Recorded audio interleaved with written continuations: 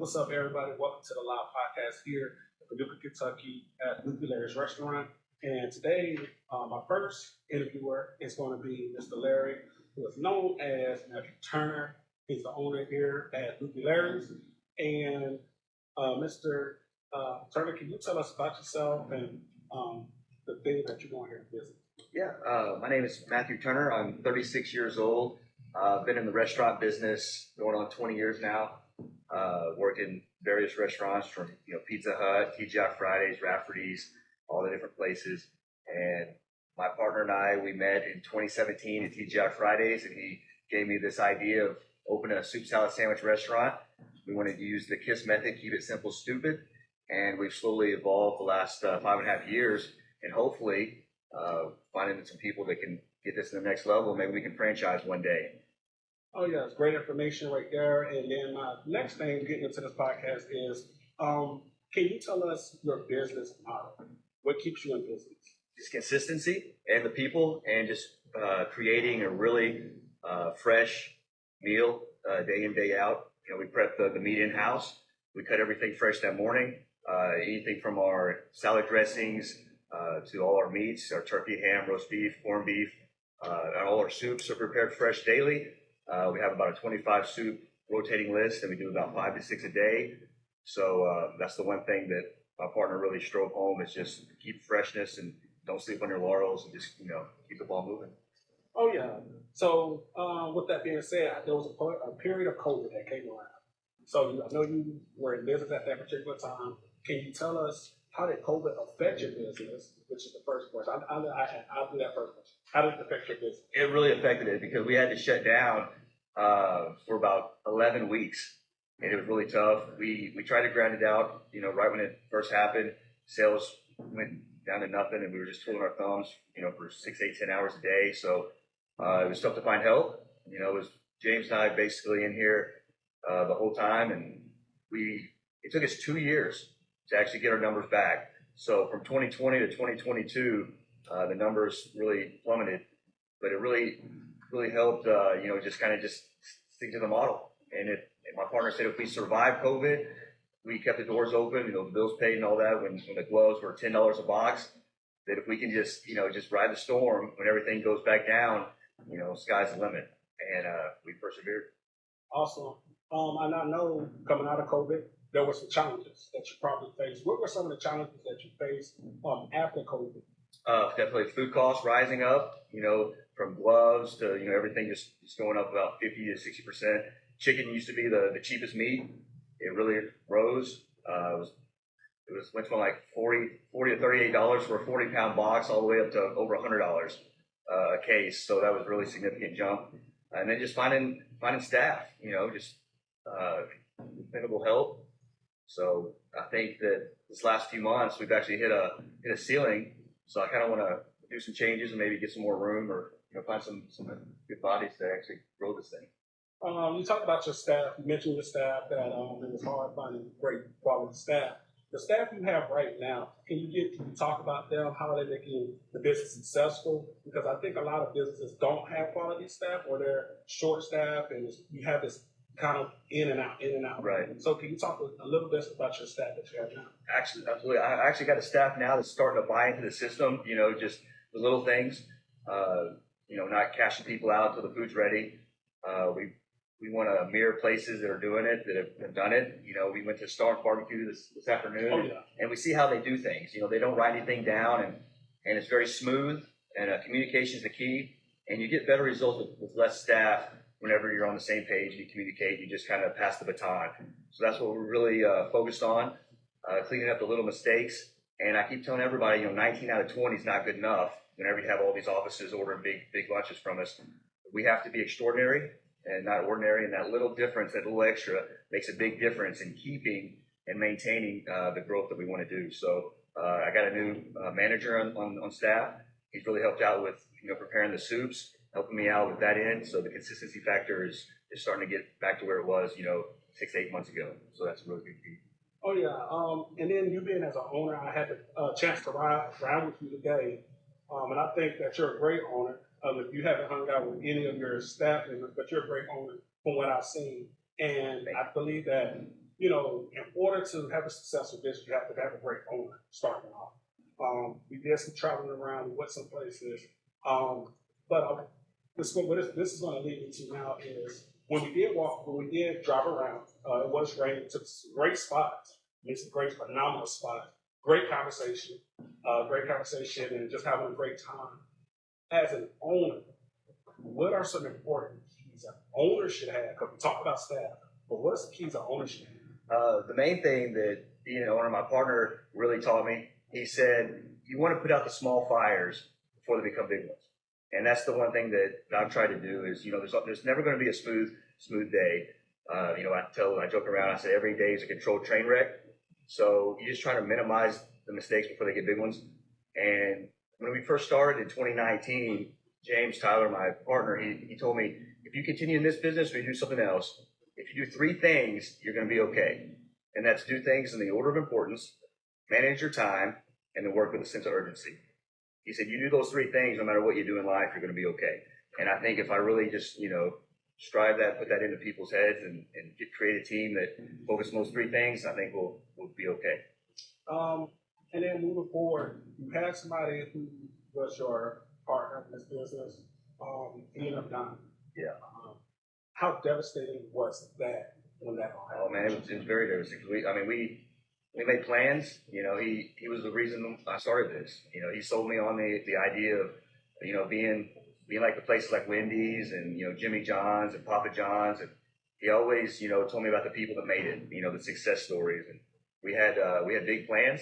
And it's one of those things that seeing him in the hospital, and I asked him a question. I said, what's some advice that you give me moving forward? And I thought he was going to give me a Mr. Miyagi type advice, from Karate Kid, but he said, just keep doing what you're doing. And he said, you're better than I ever was. And, that means a lot for somebody that's got 30 plus years in this business. So just keep doing it. And as an owner, talk about your backstory. Where were you before you became the owner of Loopy Larrys? Where were you at? I was at TGI Fridays. I was at Buffalo Wild Wings. Worked at Outback. Worked down in downtown at Shandy's. So worked at Quiznos. So I've been in the restaurant business in and out for the last 20 years. And, I met my partner, James Tyler, at TGI Fridays back in 2017. He was like an undercover boss. I didn't realize that he had the ability to actually, open a restaurant. And I saved his number in my phone as Loopy Larry from day one. Oh. And when Fridays closed on a random Monday in 2018, we went our separate ways. He went to Oasis in Catawba, and then I went to Buffalo Wild Wings. And it was a random Wednesday in April, a little over a year later. We met each other in Applebee's, and he said, hey, do you remember Loopy Larry's idea? Soup salad sandwich? I said, oh, yeah, you're still in my phone as Loopy Larry. He said, I need help. You want to open it with me? And I didn't know anything about, opening a restaurant, but he said, just show up and be malleable. And he said, I'll give you the food. You go out and get the service. And, 5.5 years later, we're still increasing the numbers. So hopefully, sky's the limit. Coming down to this final moment, what is the future for Loopy Larrys? I think we're going to be in every big city. That's the end goal. And he told me, 5, 6 years ago, he said, if that doesn't excite you, then, let's not even start. So that's the big goal, is to just find that one person. And I think that we're knocking on the door. Okay. And where can people find you or find Loopy Larrys? I know, like, it's in a town in Paducah, Kentucky, but where can they find you if they're like in We're 3160 Preacherman Drive, exit 7. We get a lot of travelers coming to Florida and home from Florida and, on the weekends. So we're right off exit 7. We're about a mile off the exit, right across from the Kroger and the Walgreens area, right across from the fire station. If you type in Loopy Larrys, it'll take you right here to 3160 Preacherman Drive. We're the best kept secret in Paducah. We're like a speakeasy. Okay. And before I let you go, what should someone order? What would be a great thing to order from Loopy Larrys? Well, I think the most popular item is the Mark Martin. We actually named it after a local guy from Airtight Installation. His name's Mark Martin. It's got roast beef, ham, and bacon. It's got pepper jack cheese that's smoked from Hughes Market, caramelized onions, mayonnaise, lettuce, and sriracha. And that's like our number one seller. All right. You have Loopy Larrys. You have Matthew Turner right here. Is there anything else you would like to say before you head off? Just stay loopy. Thanks, guys. All right. My next individual coming up is going to be Torian Little. All right, Torian Little will be the next guest here. As he's making his way up, make sure that you're hitting this button, like subscribing to the FrazierChronicles podcast. Not only that, make sure you go over to Loopy Larrys, but follow Loopy Larrys, a great owner, as you can see in the video. And here we are sitting now with Mr. Little. And Mr. Little, you have a few things. The first thing is you have some natural juices. Natural juices, and then also you have another of your own podcast called Solution Over Excuses. Let's start with your podcast. When we talk about your podcast, where did you get the name and how did you get started? Well, I was kind of going through a custody battle with my son. He's actually over there, but going through a custody battle with him, and I was kind of making excuses for myself, like I can't do this, I don't have the funds right now. You know, I need to increase my finances, need to work more hours, and then a light bulb came on, and I was like, solutions over excuses, like, and that's where it came. That's how it just hit me out of nowhere, and then. Shout out to my brother Ronnie Jones Jr., Sir Duke. He was talking, and then he was like, you know, you got a name for the podcast? You know, we need a co-partner. And I'm like, solutions over excuses. Right.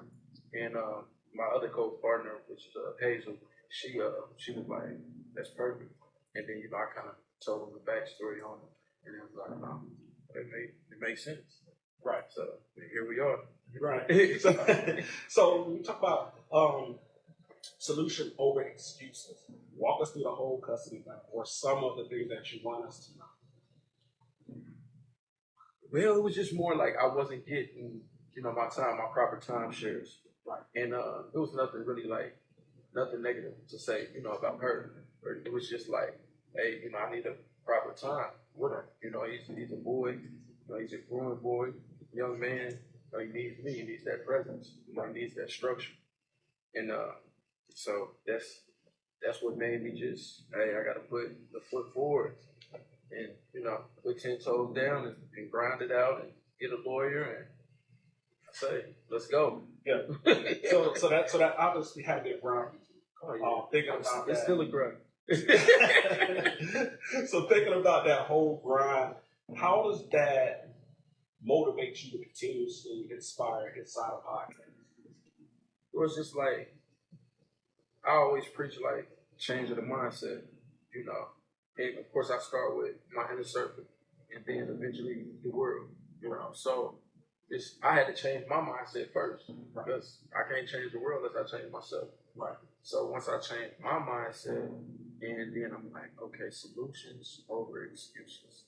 Everything has to be the model. That has to be the model for everything in life.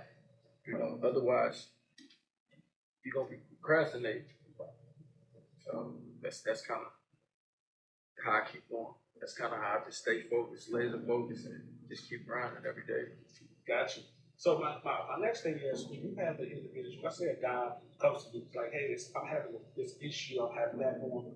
What would you say, or what solution would you give him since the solution is not instead of problems or excuses? Yeah. What we move to solutions? What solution would you give him? Okay, so just look at the problem and, you know, kind of examine yourself and do a reevaluation on yourself.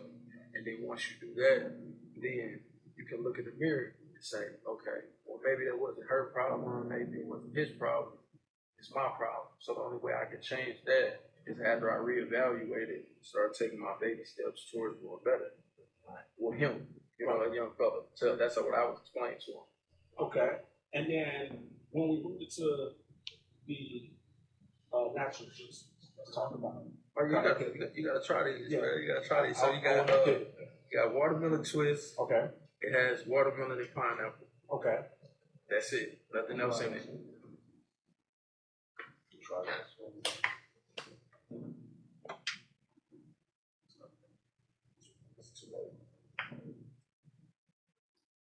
I'm gonna taste it. I'm gonna tell you how to taste it. Yeah. I want a real reaction. Okay. Now if it's anything, that's all. We're gonna have to create a solution. Yeah. Let me check. think I got it. Hold on. Wait. Check.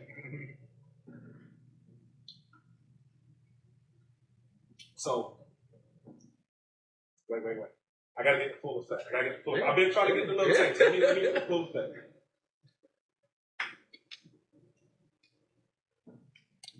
So you said it's strawberry? No, Watermelon. it's watermelon and pineapple. Watermelon. Okay, I call it watermelon twist. Okay, so watermelon twist. If I was on those shows, which is like what's that? Some of those shows they do a cookie challenge. Okay. And they taste. I would have thought, honestly, this was like a cucumber taste. So cucumber in there. Right. So you said it's a watermelon, But you know the watermelon, the green part of the watermelon actually comes from the cucumber family. So watermelon technically comes from the cucumber family. Okay. So that's probably why you taste it, but it's just all the inside of the watermelon. Okay. I mean, I can take that. What's this one right here? This one right here is I call this grape pop. Grape pop. Because it tastes like a pop, but it don't have the acid to it, and it don't have preservatives, none of that. So no added sugars. And it's actually green grape, green apple, Okay. and pineapple. Okay. Now this one right here. Last one I kind of sipped. I'm gonna do this one like a shot. Yeah, just take it like a shot. I think that one right here. That's your. Oh yeah, this one, yeah. This one right here is a hit. I like that one. I'm not saying this ain't good. Yeah, you like the grape pop. Yeah, You like the grape pop. It's like, and you know what it is like a pop because it pops that flavor. Yeah. And I think that's real healthy, especially when we're talking about, when we talk about the solutions over excuses. Yeah. This is healthy. I think if a person has some type of issue in a relationship, they need to get this. Yeah, they need to get that. This was gonna help them out. Gonna bring them back. I'm actually gonna do going into the new year. Probably either I ain't gonna be specific, but it either be between January and February. I'm gonna do a 60-day challenge. Okay. But it's gonna be a 60-day fast too. Gotcha. For myself. So any of y'all out there, y'all welcome to go on with the 60-day fast with me, and we're gonna be real healthy. So healthful actually came from me putting healthy and beautiful together. Gotcha. So healthy. So now you make it by yourself. Yeah, At home. All right. So walk us through the step. When you're at home, you're making something because everything starts with a phone. Yeah. All right. So you're in your kitchen or wherever you're at. You're laying out these fruits. What makes you put certain foods with each other? How do you get it? Well, see, how I kind of designed it, like, I want it to be healthy. Okay. Then I want you to, you be energized, you be rejuvenated, but I also want you to have the experience. Gotcha. So how I make it is, if I can make it and I taste it and I'm like, whoo, okay. And then kind of examine, different people and like, okay, what's the common food? The common food is orange. So I don't want to be common. I want to be extraordinary. Gotcha. So what I'm going to do is I'm going to do other fruits, watermelon, you know what I'm saying, apples, all the simple fruits that people eat every day. You know what I mean? Even if it's not in season, there's some type of watermelon in season that's organic. So like right now the watermelon ain't in season, but the personal organic ones is in season. So it's still good, even though it's not the black seeded ones. The seeded ones. Right. But yeah, like that's how I make them. So like the preparation of it is time consuming. I'm gonna say that it's not easy, but when I was going through the process of it, I just made it to where, as soon as you taste it, you're like, that's the one. Whichever one that's your one. Right. You're like, that's the one. Right. But they all got a different unique taste to it. Gotcha. So, it's just you gotta kind of pick and choose which one is your favorite, but they are my favorite. I made them. Right. You know what I'm saying? So are you selling these? Like, are you out? Oh yeah, I'm selling them. I actually have some cards on me too. Okay. I can give you one. Oh yeah. Make sure I put it up there so everybody can see it. Turn it around. That was all the flavors. This on the back right here. Make sure y'all check them out. All right. Now, my thing is, when you look at healthy food, because we got to have healthy relationships, but it's good to have healthy food too. Yeah. How does an unhealthy relationship affect what you do and what you do? Okay, so unhealthy relationship will affect you by like, when you're going through stress, you're gonna naturally just eat whatever. So you're gonna eat like fast food, like Whoppers, from Burger King, McDoubles, from McDonald's. Right.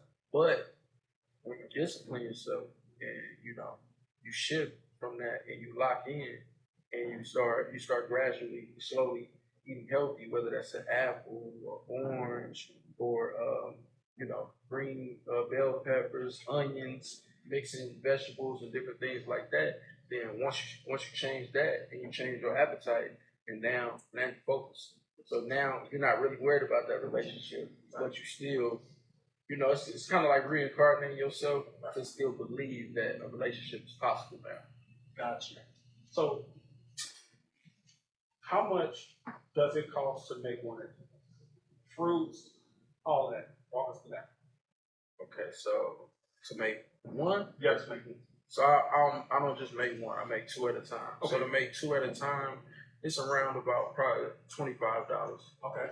to make two at a time. Okay. And I'm not, like I said, I'm not really looking for a profit Okay. right now Okay. because I'm looking long term. Gotcha. So long term is $8 now. Long term it might be $12 Okay. when I get to where I'm going. Right. So if I'm a store, I want you to sell this product or market this product to. I'm Walmart. You're coming in to Walmart. You're trying to get this product inside of Walmart. Walk me through how you will market. First, I'll let you taste it. Okay. And then we can talk numbers. Okay. That's it. So here we go. On Walmart, you're gonna let me taste it. Mm-hmm. All right.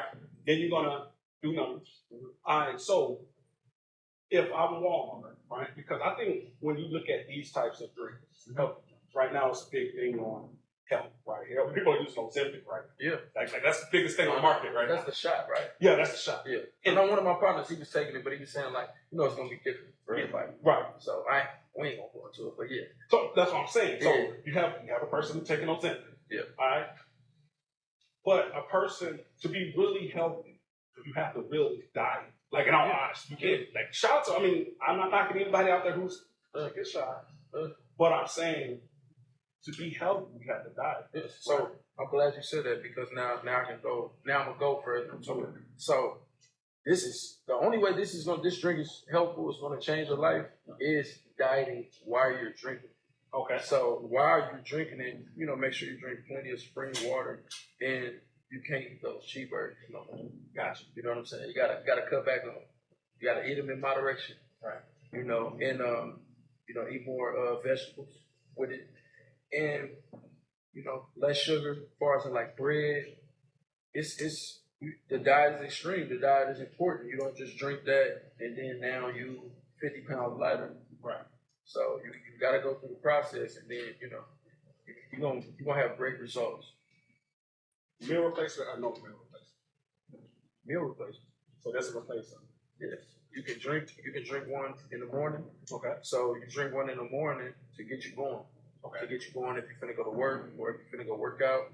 And then like in the evening shift, if you're already at work and then you're finna go to lunch, instead of going to lunch and getting food, right, you can drink that and just make sure you get some water behind it, and it's gonna rejuvenate you.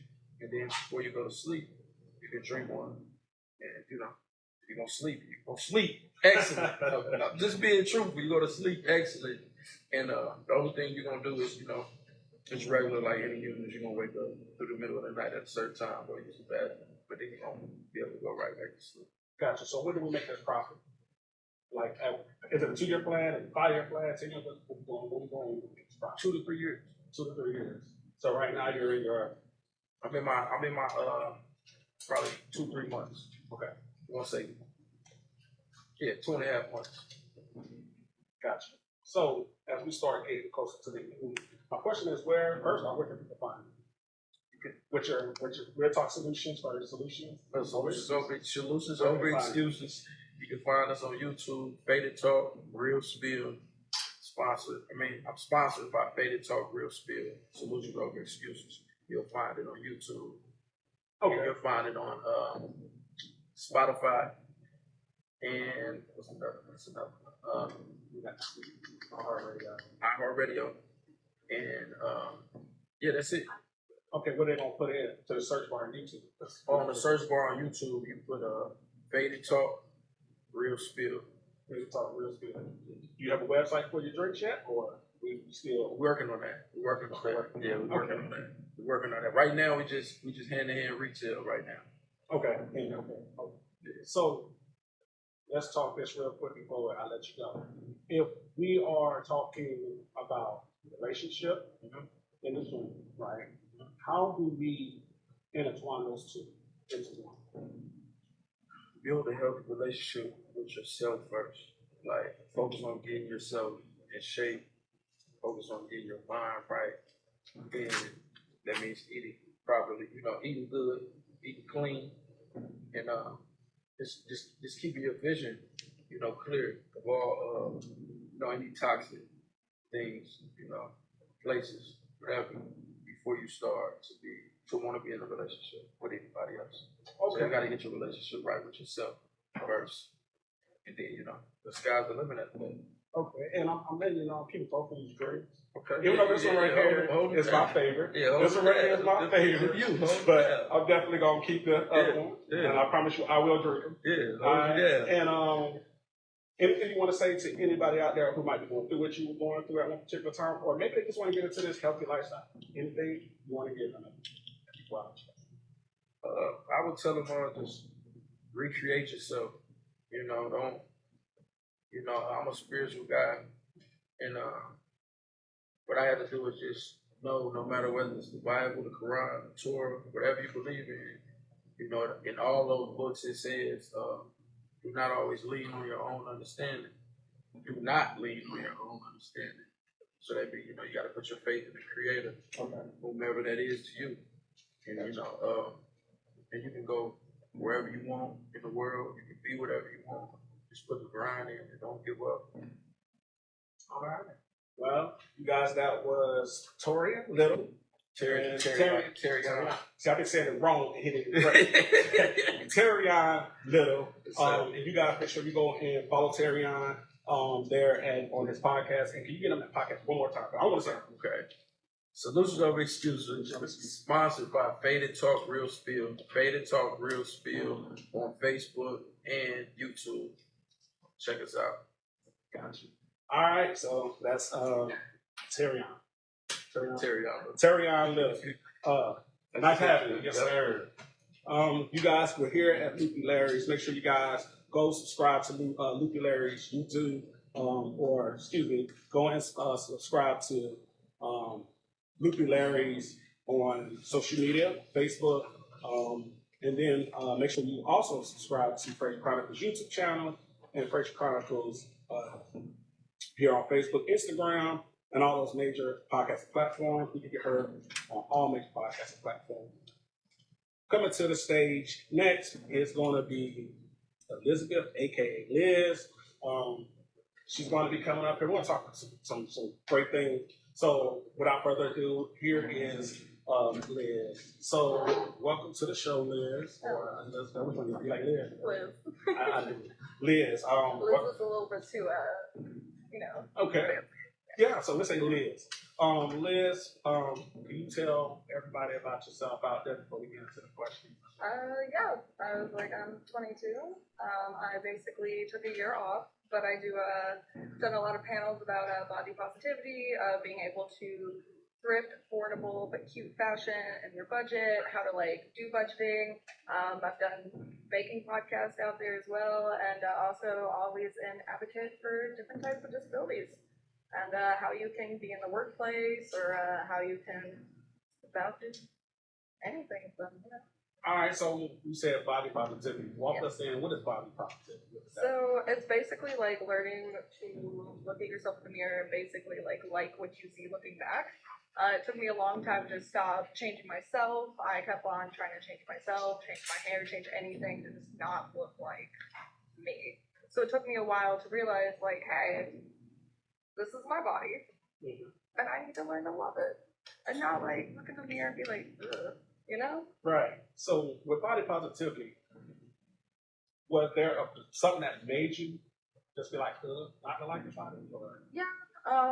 I mean, we live in a very like social media, obviously, era of time, and there was a lot of like going through high school, going through a little bit of college, especially during COVID. Everyone was more online a lot, and I would be walking in class, and I have a kind of out there style, and all of a sudden there would just be photos posted like just basically you, or hey, just go like run a lap, and then I'm sitting here in college and in high school as an athlete, like really A, confused, and B, like I don't think that's a really nice thing to say to anyone. And so I started like really getting down on myself for a long time, and then I got volunteered to do a panel in 2022 about body positivity with a couple other small creators at a Comic-Con.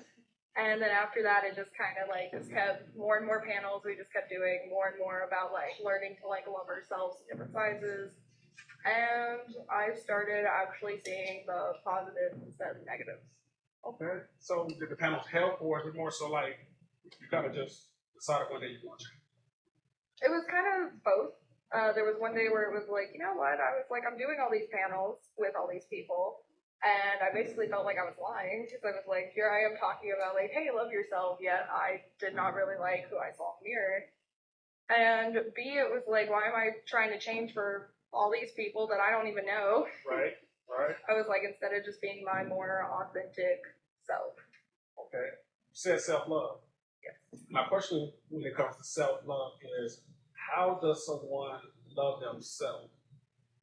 Like, and what I mean by how does someone love themselves? Because again, social media says you got to be this person, you got to be that person. You gotta look a certain way. Right. So Yeah. how do you love yourself, even though social media is telling you this other thing?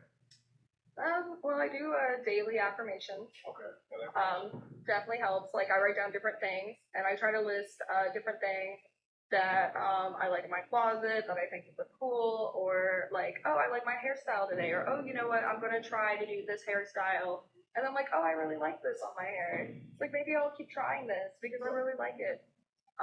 Just basically doing something sometimes that makes yourself feel better, like changing your hair or like to a color that you've always wanted to go. And then you're like, wow, it's like I really like my hair. And then you're like, hey, look, just said a compliment about yourself Right. instead of being down. So can a person with a disability, all right, and we live in a society where people with disabilities sometimes are outcast, like they're out there. So can they perform body positivity? Always. Most of the people that I do my panels with, each one of us kind of has like either a mental or physical disability. Where there's a lot of groups out there.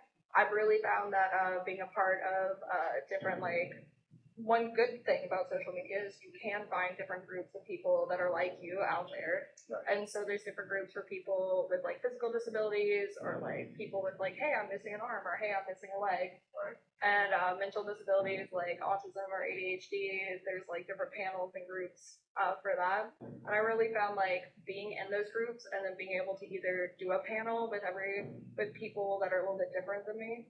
Like one of my panels is 2 of them are wheelchair users. Okay. One of them has a service dog, and then it's me. I have ADHD, and then one of our other panel members is autistic.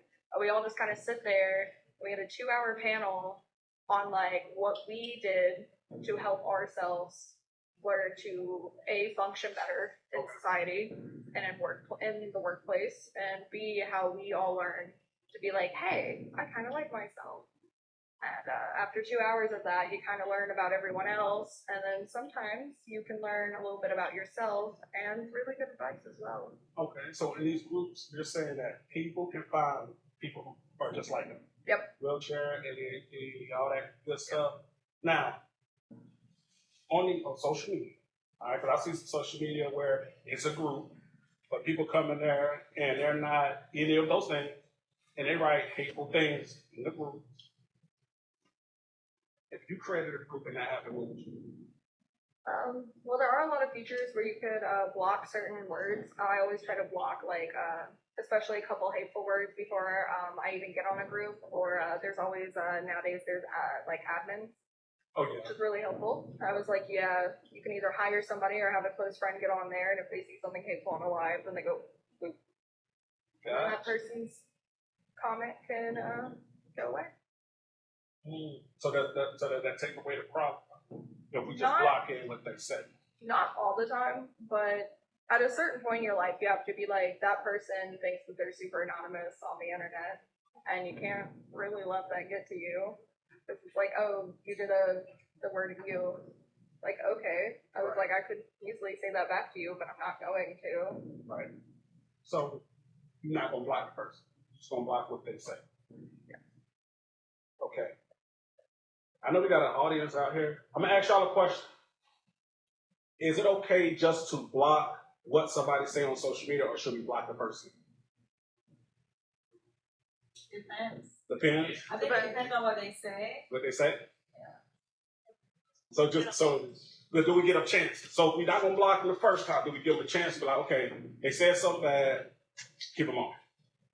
I like to give people kindness, so I'll turn the words around on them, just treat them better than they're treating me. So, but if it's habitual, like if they continue to do this, you can't block them, that they're not going to change. Okay. So, we're gonna block them when? At what point? 2 or 3 times. Once they show a behavior of just want to be rude or disrespectful or negative, like if they won't listen to the positive or try to change, Then we'll block. Yeah. Okay. Or if they end up triggering somebody else In the group. yes. Like, Okay. if somebody immediately triggers somebody in the group and then that person's having a hard time, then we have to remove the person then. From the group. Yes. Okay. My next thing is when it comes down to a person with disabilities and things like that, how do we as people who might not have the disabilities that maybe we see in our community, we don't have them, but we want to join those groups, what are some things we can do to kind of help those who might have some disability that maybe we can't see? Let's talk about the ones we can't see. So somebody who might not have 2 legs, somebody might have one arm. You know what I'm saying? So what can we do to help inspire them? From what I've seen, especially like in society, a lot of times, a lot of people do like the stare, like directly just keep on staring at that person. And sometimes I always say like, hey, if you're gonna like stare, it's like at least like most of the time, people don't mind if you ask them a question, as long as it's not extremely inappropriate. Like if you're like, hey, it's like, do you need any help with that? Or like, hey, it's like, how's your day going? Or like, hey, I'm like, do you need help navigating? Like most of the time asking for help in a polite way, or if you ask, like, hey, how did you end up in the position that you are in now currently? A lot of people don't mind that, as long as it's said in a very like positive, not like sarcastic way, I guess is what I'm trying to say.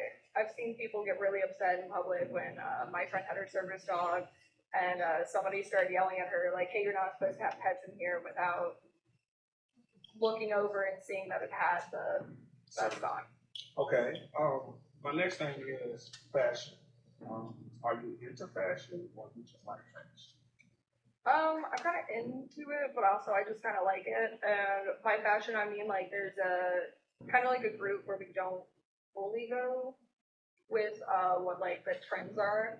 And basically, I would say like fashion trends change all the time. Yeah. So everyone says that they're on trend, but then you might not be on trend a week afterwards. And my little tip with fashion is like, hey, if you see something in a store and it just really catches your eye and you really like it, and it fits you and you think you look great in it, wear it. The fashion. Yes. Okay. I was like, and thrifting is basically my way of getting about 85% of my closet. Because it's affordable, especially with all the prices nowadays and with the amount of fashion and like clothes that are thrown away in fast fashion. Thrifting, I always say, or secondhand is just always the better way to go if you're able to find what you're looking for. Okay, so I'm gonna ask a crazy question. When we talk about fashion, does Walmart have fashion? The Walmart, like the big company? Like Walmart, they got clothes in there. They I have know. fashion. There's sometimes where I've gone in there to get groceries and I've seen something that caught my eye and I bought it. Okay. Most of the time I do try to thrift most of my clothes, but yeah, like sometimes if you go to Walmart, or I've actually gone into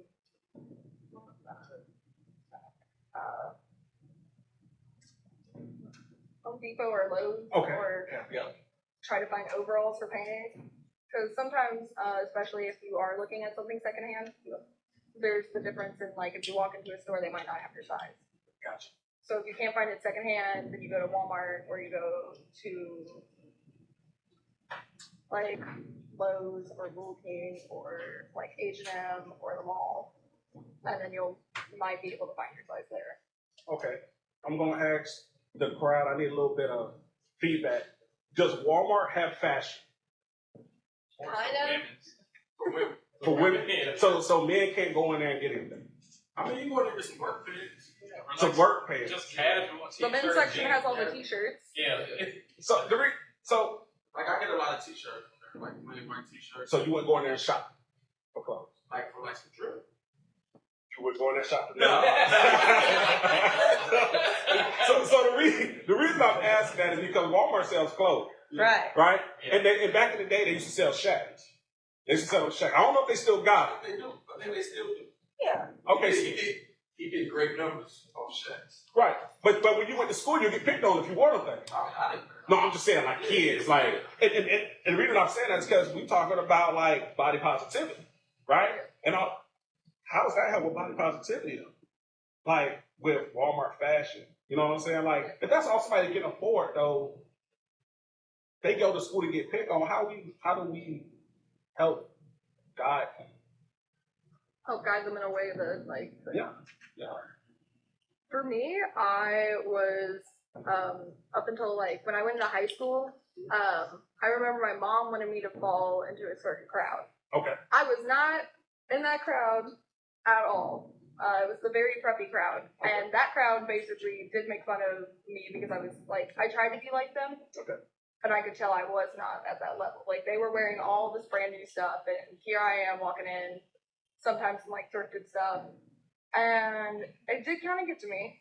But at the same time, if I could go back in high school or I could go back in college and look at my younger self, and I could be like, guess what? I was like, you look great. Yeah. You look great in what you're wearing. Right. I was like, it doesn't matter what your budget is. Like for me, sometimes I walk into a store and I'm like, my budget is $10. Okay. And I can still go in there and most of the time try to pick out an outfit for $10. Yep. So why men can't?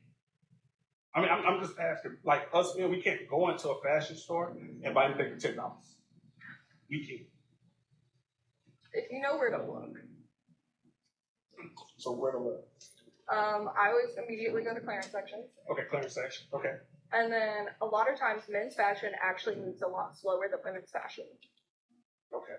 So a lot of women, a lot of times a lot of my friends, if they're looking for jackets and they can't find their size in the women's side jackets, they go to the men's jackets. Because the men's jackets typically sit on the shelves longer than the women's fashion. And the prices drop. And women are. So what are women willing to spend on a jacket that's been sitting on the shelf? It depends on the person. Okay. I have two separate friends. One of them, she goes into the store and her budget's like $10 to $15. Okay. My other friend is $55. $55.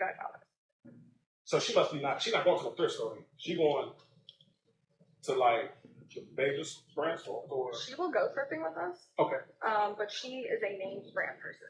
Okay. There's a lot of times where people go thrifting and you can find name brands while thrifting. You just have to actually look. And sometimes you can find name brands for really, really cheap. I have one name brand in my closet and a tag on it. From Ted Baker. Ted Baker. So It's a women's fashion store that's extremely high end. I see the tag and it says $600 and I freaked out. I turned the tag, the thrift price was $15 the tag was 15. to buy at that store. Okay. So my question now is, because we talking fashion now. I think I like fashion. I like to dress nice and things of that nature. And we talk about body positivity and fashion. My question is, at what point, what do we call fashion and what we don't call fashion? How do you differentiate this?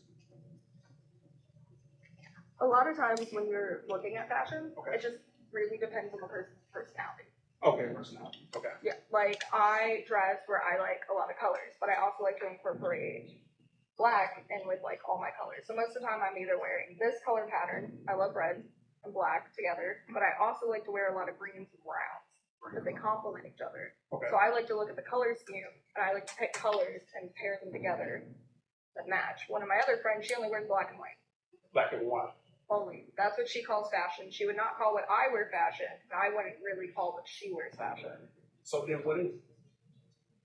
It's almost like a mindset, I guess. So it's just a mindset. So like it's like not fashion. So we'll say you. So me, what I got on right now is this fashion. To you, yes. Like this is your style, right? Okay. Yeah. And then what you have on, what you call that fashion? Yeah. This is Now- my style. Man, ask y'all. I need y'all to give me some feedback. Give me some feedback. Is this fashion? Would you say this is fashion? Yes. Would y'all consider this fashion?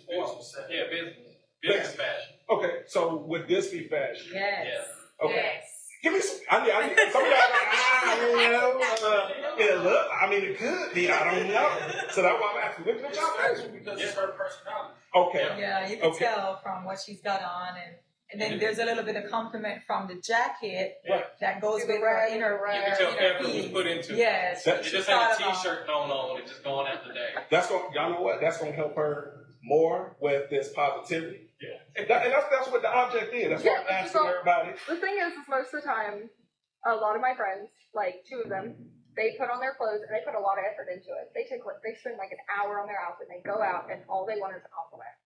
And a lot of times, I know that, yeah, I know, there's a lot of So they got to get prepped at 2 hours before. So you can't say we're going out at 8. You got to be like, we're going out at 6. Yeah, sometimes So- we like plan the day before. So that when it comes 7:30, Yeah. you be like, all right, y'all ready?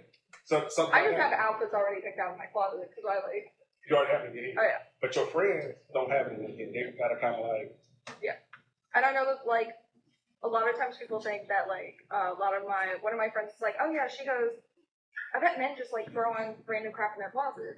is that right, man? Yeah. What was it? Exactly. Like no, it's, What was it? you guys also think out your Do outfits, right? as men, do we just go and just throw our clothes on? We just go in there and just go. Exactly. And a lot of people don't think it's normal. Like a lot of people don't think it's normal. Like when one of my guy friends was like, I would really like a compliment once in a while. Like we were all in the group, and we have one of our friends. He wears suits. That's his thing. He likes to wear suits. He likes to be all dressed up. Right. And that's the only time with being with the guy in the group that I've ever heard other people compliment him. I think that's kind of sad because I'm like, they might put in the same amount of effort that I do in my outfit, and they want, you know, a little bit of that positivity back to them when we're all walking, and people walk by and compliment everyone else's outfit, but what about them? I get that. So my next thing is social media. Again, we can talk about social media being influence. So there's social media where you see a person raggedy clothes on, like a shirt, like torn up, maybe some pants that's not really what you would wear, maybe some shoes that's talking to you, got some little holes up in them. If they come and ask you for some money, how you gonna treat them? Like if they just walk up to me, They walk up to you, it's just you outside, and that's it. And they go, hey, can I get $20? We're gonna go $20. Because people right now, they ask for real money now. They didn't ask for no dollar like back in the day, like you got spare change. No, not today they ask for what they want. $20. I mean, like if you're not carrying any cash on you, Okay, you got Apple Pay, you got Cash App. Because that's where the people going now. I'm telling you. That's where people going now. So they got their backup already. So they already know you're gonna hit them with they ain't got the cash. You got Cash App? You gonna tell the truth or you gonna lie? should I have cash out? Yeah. Do I have any money on my cash out? So you're gonna tell you in the dark. Oh, in the You dark. brave. In the dark. Nah. She Okay, if it's a random guy that comes up to me in the dark, Yeah. I have my pepper spray in my bag. Like I'm a female. I'm a female by myself in the dark. right. I was like, I'm a female by myself in the dark. Like So now. if it's just a guy that comes up to me, or like somebody starts like walking up behind me, and it's like in the dark, Uh-huh. I'm always aware in the dark. Like But- me and all my friends, we're aware. Like But we talking about body positivity. We talking about that's more of like we help it. We help it. if somebody's coming up behind me and I don't know who it is, Okay. and it is in the dark, and I am a woman by myself, unless if they start talking to me and I turn around and I see who it is, and I make sure that they're not coming at me, Then because female safety is important. okay, so you'd be like, okay, let me get into some Yeah. lighting and then I can help you. Yes. Like if I'm in the dark by myself, like I need to make sure that I know my surroundings. And that's just something that me and all my female friends were taught at a young age. Like we were taught if somebody approaches you in the dark and you don't know who they are, make sure to check your surroundings and make sure that you like have something on you just in case you need to protect yourself. Body positivity is more like, oh, it's like they're looking for money to help with food or clothes. That's a different subject, not walking up to somebody in the dark. Okay. But they might be hungry. They might be wanting to cut a Loopy Larrys. Gonna be Like if it's to help somebody with money or food, yeah, but if it's like somebody coming straight up behind you in the dark, like at first I'm gonna make sure you gonna make sure you're good. Yeah. Alright, so I'm gonna ask y'all a question. If it's y'all out there, you in the dark. Alright, we already know y'all ain't carrying no cash. We know this. Alright? We know this. Alright. So if I'm out there, I know y'all ain't carrying no cash. Half of y'all are looking like I don't carry cash. So I know y'all ain't carrying cash. Y'all got cash here. Yeah. Y'all helping out. Y'all gonna give it $20. Nope, not 20. But I It depends. Like I need to know what each of the How are y'all not giving $20? I need to know. They come out, they hungry. They say we hungry. I'm hungry. I'll buy I him need something. $20. I'll take him somewhere. Yep. I'll buy him something. Get on something. Yep. But so you wouldn't get other money. No, because one time I actually bought somebody something to eat because they said they was hungry. Okay. And then when I gave it to him, he looked at me crazy. The same person I gave some money to went on drugs with it. 10 minutes later, after I sit and observe, so you just never really know. I mean, the world's crazy, so you know, I will offer food first. It's like an extended warranty. You always say no. well, you know what? I like that one because honestly, I always tell people no. For real. I be like, no, I don't have it. That's just me. I be like, no, I ain't got it. And the only reason is because, like, I believe in God. You know, I'm a Christian. But I don't think sometimes, I'm like, God got to come talk to me. Yeah. He got to be like, yo, give him that money. Like, yo, yes, give her the money. If he don't say that, I'm like, nah, I'm cool. I don't care if I got cash out, because if they have it, something, they can't go to my phone. True. Right? That's positive body for me, positive body affirmation for me. So that's why I say no. You know what I mean? So, kind of, as we move along, are you on social media? Yep.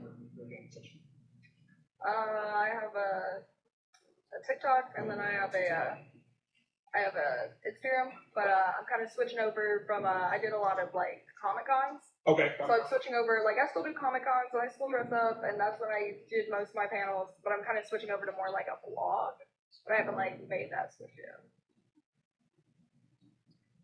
So what's your social media? If somebody want to find you, like, how they supposed to find you? Like, hey, that's the girl that was in the live. Like, how do I find you? If somebody out there that want to find you, they got their cash up ready. They got their cash up ready.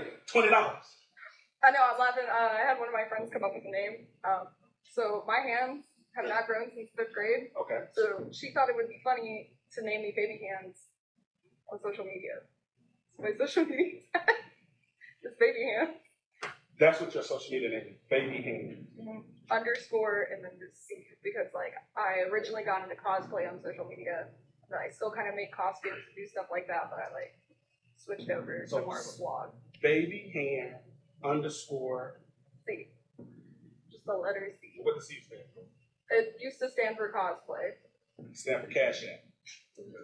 All right. So as we end this right here, what is the thing that you want to give back to those who are watching, as far as like just, I know we talked about a lot, body positivity, disability, fashion.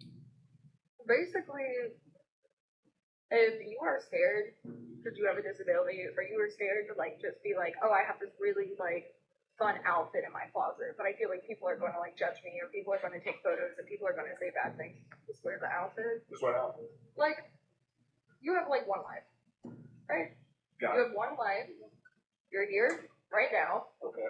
You're alive. You can like go out, just come out and be yourself. Like a lot of people try to like hide their personality, and they're like, oh yeah, if I wear like this certain outfit, then I'll just like blend it. Sometimes you don't need to blend it. Like, your disability, that's you. Okay. Like, that's where, like, you were, either born with it or something happened, and that's just, like, What it is. yeah, that's the way it is. I used to be ashamed that, like, I had, like, ADD. And I was like, oh, I can never focus. And I'm like, now that I'm an adult, I'm like, hey, cool, I can multitask really well. Okay. But nobody knew you had ADD. That's not out, right? That's like something in ADD. Yeah, I didn't really start, like, telling a lot of my friends until later. One of them knew, but we've known each other going on 18 years. Okay. So, and then she started voicing hers out loud to me. And then sometimes if, like, we, like, notice something's happening, we just are like, hey, like, you good?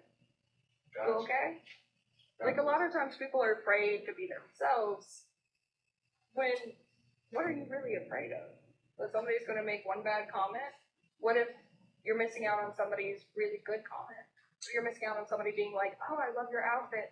I'd love to, wear that out in public. And then you're like, hey, you should. And then it starts a train. Or trail. Okay. Well, Liz, thank you for your time. I really appreciate you for being on here. And, yeah. Hopefully we be on more podcasts and all that great things. I hope so. I've only ever done panels up until this, so I'm like, this is new. Oh, yeah. Yeah. All right. So that was Liz. Everybody, make sure you guys go and follow Liz. Not only follow Liz, make sure y'all go and follow Loopy Larrys on social media. Make sure y'all also go and subscribe to FrazierChronicles YouTube channel. Follow us on Instagram, Facebook, all of those great things that's out there. Our next guest here on FrazierChronicles Live Podcast here at Loopy Larrys is DeJuan Thomas. DeJuan Thomas is an elected. He's the youngest commissioner here in Paducah, Kentucky. So y'all welcome to the stage, DeJuan Thomas. Yes, sir.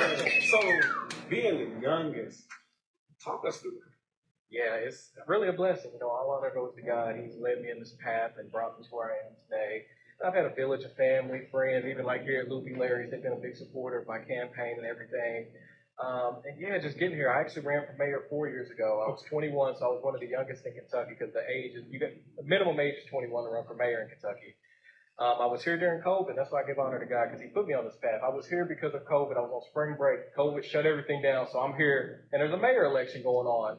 And, I served in the military, so I was in the Army National Guard, and I got out honorably. But they always told me I was a politician there because when things aren't right, I speak up about it, and they don't like that in the military, and they don't like it here either. But we're getting better. But I saw there was things not being talked about, our south side, our roads, our sidewalks, and I'm like, I'm going to speak up about it. So I ran for mayor as a write-in candidate because it was past the deadline. Okay. And I only got 500 or so votes out of about 5,000 or 6,000 voters. But for my first time ever running for office, that was a good feat. And being a write-in candidate in such a big city. So from there, I went and ran for city commission the next election cycle. I missed it by 500 votes. So, wow. But I was still getting my feet. But people were finally getting to realize, okay, this young man really has it because I've had a lot of experience in my young life. I was the youngest supervisor with CSC in Louisville. That's Temporary Services Corporation. Okay. I was supervising people double, even triple my age. From there, I was the regional management intern for Body Armor Sports Drink. I actually got that handed to me by the CEO, Mike Rapoli. I don't know if y'all may know him, but he worked with, I think it's Kobe Bryant, to start the Body Armor company or Body Armor Sports Drink. You got to say it right. But so I was doing that. I was doing the work with regional manager. So I was managing partnerships with Target, Meijer, Kroger, Walmart. It was a lot.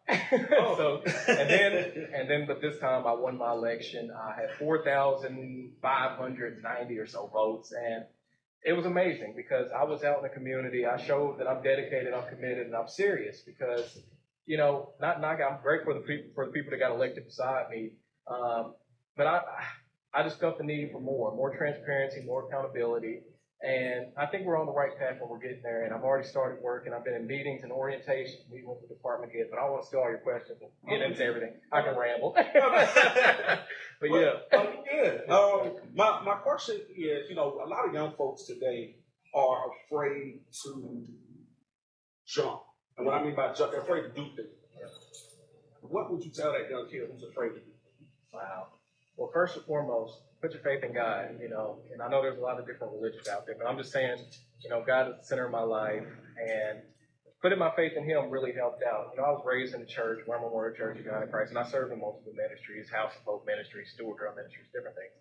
And really those moments, because I would get put down and sometimes, people making negative comments, talking about me, satire pages and whatnot. But when I realized, like, take your faith out of man, because they ain't the ones, of course they're going to vote, but it's God, and everything like that. But it was just having that faith and having that foundation set on Christ, because without him, and then without a passion, why are you doing it? I had to learn, I believe that's why I didn't win my first time for commission, because I didn't have that passion honed in. But this campaign, being so involved like with our homeless community and just being out at every event I could be at, I really found that passion with people and just serving people. Okay, so you are a Christian. I'm a Christian. I'm a youth pastor. Yeah. Youth pastor. All right. So when I sit down and I talk with little kids and all the kids in my church, teens and all that, the biggest thing that I see today is that there's nobody young like them trying to do certain things. Yeah. So it's like you got a lot of older folks, and it's like the young kids are like, well, I don't see nobody that look like me. Yeah. All right. So how do you think, or how do you feel that you changed that in a position that you do? Yeah, so a big thing for me, because even growing up, I didn't see anybody my age running for office or doing anything. Right. And really, I've been involved with the schools. Like, I've been trying to, I got voted in November. This is just December, so it's not a lot of time, but I've been trying to get as involved as I can be. So I've been showing up, like, for the ROTC at Tillman, because I was an ROTC kid, maybe junior ROTC. So went to one of their big events and just showed face, talk to them, encourage them and let them know, like, hey, this is what a commissioner is. Because many people don't know what a commissioner even does. Right. And then also with the middle school, I just did I was a judge for one of their big extravaganzas that they had going on, just to get my feet in the door, and then they could hear, oh, a city commissioner was here. What is that? Just so their curiosity. Right. And then I want to continue that. It's consistency. Consistency is a big thing. So making sure I'm consistent for the youth and showing them, hey, this is what you could do. Like, the only thing stopping you is you, so don't let anybody discourage you because you're young from doing things big. Because God has opened so many doors for me. I know it's kind of extraordinary some of the things I've been able to do at a young age, but it's just pushing myself really and having family behind me that push me, and a good circle, having a supportive circle of people that are like-minded, that are positive, and then surrounding yourself with people that are better than you. Not like in a condescending way, but people that are successful. I surrounded myself with several mentors throughout life, like from lawyers to even out in Hollywood, because I did entertainment and everything. I have a TV show and all that stuff. But surrounding myself with people that are at the level I want to be at was a good way of getting it. So I want to be that person for the youth. I hope that answers the question. Oh, no, you answered the question. You answered the question. So when we talk about entertainment, how does entertainment, or let me put it like this, did you think that you would be a county commissioner, or did you think more so like entertainment?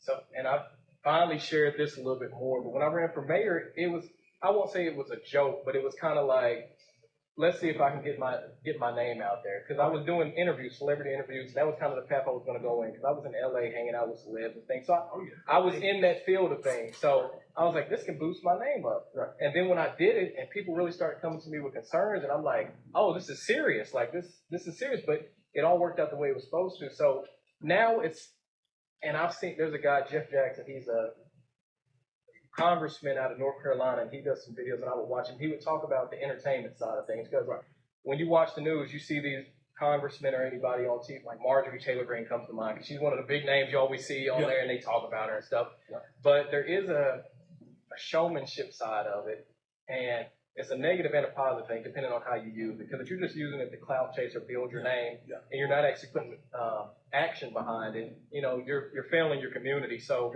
I've found a way, because my campaign, I marketed it all myself. So I use my entertainment side to help boost me, because, everybody else is having to hire a videographer or editor and hire people to do their social media marketing. But I did it literally all myself. My handouts, my mailers. So I think it did help out, honestly, having that entertainment background to push me forward. Okay. And that's so as a county commissioner, you're having politics. Yeah. Okay. Well, we don't get politics. As city commissioner. Or city commissioner. Yeah. Okay. So how does the presidential election affect what you got going on? That is a perfect question, because a lot of people don't realize if it's Joe Biden or if it's Donald Trump, your streets will not be fixed because of them. It's going to be the commissioners. It's going to be the mayor. Well, and one thing with a commission is people don't understand. They mix it up with city council. We're not a city council. City council is under a mayor. As a commission, we're equal power to the mayor. So the mayor has no more power than us, and we have no more power than him. And we're all equal across the board, and we run the entire city. So the presidential election doesn't affect us. That's why local politics and local government are important. When your roads aren't fixed, when your sidewalks look like crap, Right. you complaining because Donald Trump or President Biden are in there isn't going to change anything. Pay attention to your local elected officials. Right. They're the ones that manage the money and everything. Because I was just going over the budget yesterday, about a $47 million budget for our city, and going through all the departments and everything. And it's like, oh, this is where the decisions are really made. Like, it's not president or even governor, even though that can trickle down economics, whatever they say. But at the end of the day, local politics are what really make a difference at home. Right. So, and that's something that I said, even like with this past presidential election, I said, you know, everybody's focused on the president, but you do get on your ballot those people in your state, you know, state representative, people that's going to represent you, me, and anybody else, right? Supposed to. Right. You said the right word. You're supposed to, right? So when we look at all of these things, right, what are some of the things that you want to do in your state? Good question. So right now, as a city commissioner, my focus is on the city. So I can't advocate for things on the bigger level because I can call the representative in my official capacity. But for the most part, just starting out with our city is just making sure we're on the right track of using our tax dollars right and doing it equitably. So not just focusing on this neighborhood because my buddy or my friend or family live here, but making sure we're doing it all across the board. And I think we are getting on that right path, especially with our south side. It's become a priority and an actual priority that's getting acted on. So we have plans and phases ready for that to start redeveloping that area, getting homes over there, and just revitalizing it, but not gentrifying it, because that's a big thing too. You'll get a neighborhood that's run down, put $300,000 homes and kick the people that live there out, and that's not doing anything for the community. That's just kicking people lower and out of the city. So, but on the state level, you know, my focus is really just on the city and making sure we're doing what's right here. And then eventually I do want to run for higher office, and then I'll try to focus more on that stuff. So that's here in Paducah? Yeah, Paducah, Kentucky. All right, who lives here in Paducah? Woo! All right, so what do we need? What we need? Lots of Sidewalks stuff, like- fixed, the potholes fixed. So the biggest thing is pothole. Yeah. That's it. So that's Literally. it. No, there's a lot to be done. There is a lot, especially with the homelessness. That's a big thing that's coming up, that's becoming a commission priority because, you know, we have a homelessness issue here, and not issue as in like they're an issue, but finding ways to give them a hand up.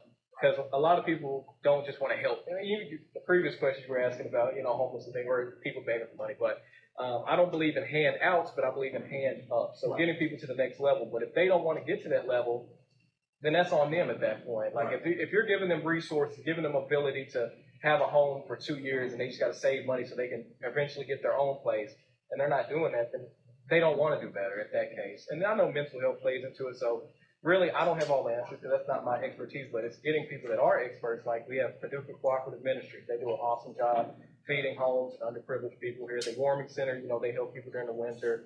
And in the community kitchen, there's so many programs here, and that's what my last campaign, I spent a lot of time with these different groups so I could better understand and know, hey, these are the experts. So when we need something done, we can't just be up here behind this big desk talking about, oh, this is what we're going to do. No, what do we need to do is the real question. So that's a big priority right now, too. As we get close to the end, are you on social media? Oh, yeah, of course. Where can I find you? Yeah, so you can find me at DejuanThomas.com. That's my main website, my main hub. And also Thomas for Paducah, F-O-R Paducah, P-A-D-U-C-A-H on Facebook, and Dejuan_Thomas on all social platforms.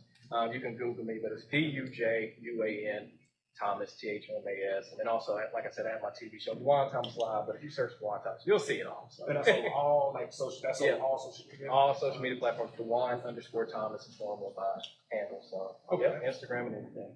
And before I let you go, Yes, sir. what is something you could tell that young kid? Right now, we kind of in the lost generation. Yeah, makes sense. What would you tell a young kid who's out there and don't really have no guidance? Yeah, they want to do what they want to sit and see you say. What they got to do to Definitely. And to revisit one of my previous answers is just keeping your faith in God, finding that foundation, finding a good spiritual leader that can help guide you in the right direction. And, you know, in this day and age, you don't have to go to church to meet God. You don't have to go to church to be saved. You can find God by reading your word, praying, and just trying to find that leader that can help guide you in that right direction. And also just have a good circle of people, because my best friends from middle school are still my friends today. We all went to the Army together. We all made good decisions. So, and it's not to say like shun people. If you can help somebody do better, help them do better. But for the most part, just continue to elevate yourself, keep your faith in Christ, and keep going. Don't let anybody hold you back from doing what you have that passion for in your heart. Oh yeah. It was nice having you on the show. Learned so much information. And I pray, that you have more success up the chain and up that level, because I know that's something that you want to do. And then I hope that, God grants you everything that your heart desires. I appreciate it. Yes, sir. Yes, Thank you sir. for being on here. Yes, sir. Thank you. What's up, everybody? Make sure y'all go and subscribe to Loopy Larrys here in Paducah, Kentucky. Make sure that y'all subscribe online to all of our FrazierChronicles podcasts on FrazierChronicles podcast. Make sure you guys go out and check up all these social medias. And there's great people on here, great topics. People that you can reach out to, talk to. People that's entrepreneurs. There's entrepreneurs here.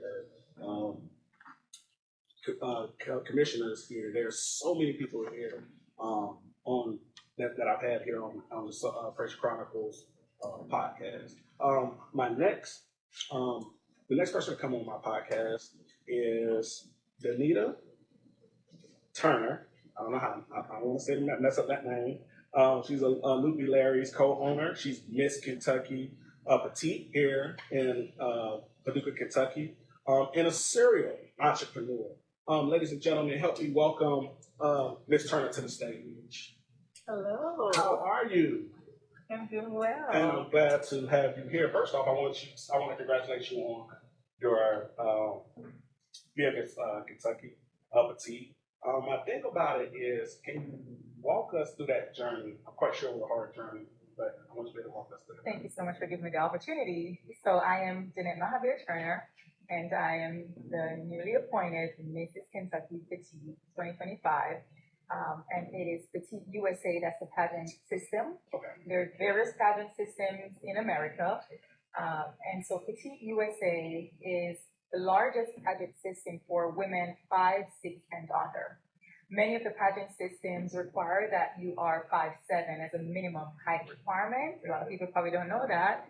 And so it's the largest system for 5, 6, and under. I'm 5'5", so I made it. Now, there are 5 categories. They have the teens and the Miss and the MS, which is, the shorter version of Miss.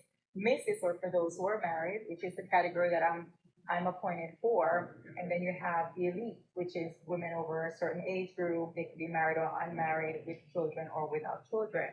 And so the process, because some of the states do not actually hold an actual pageant to select those queens, Okay.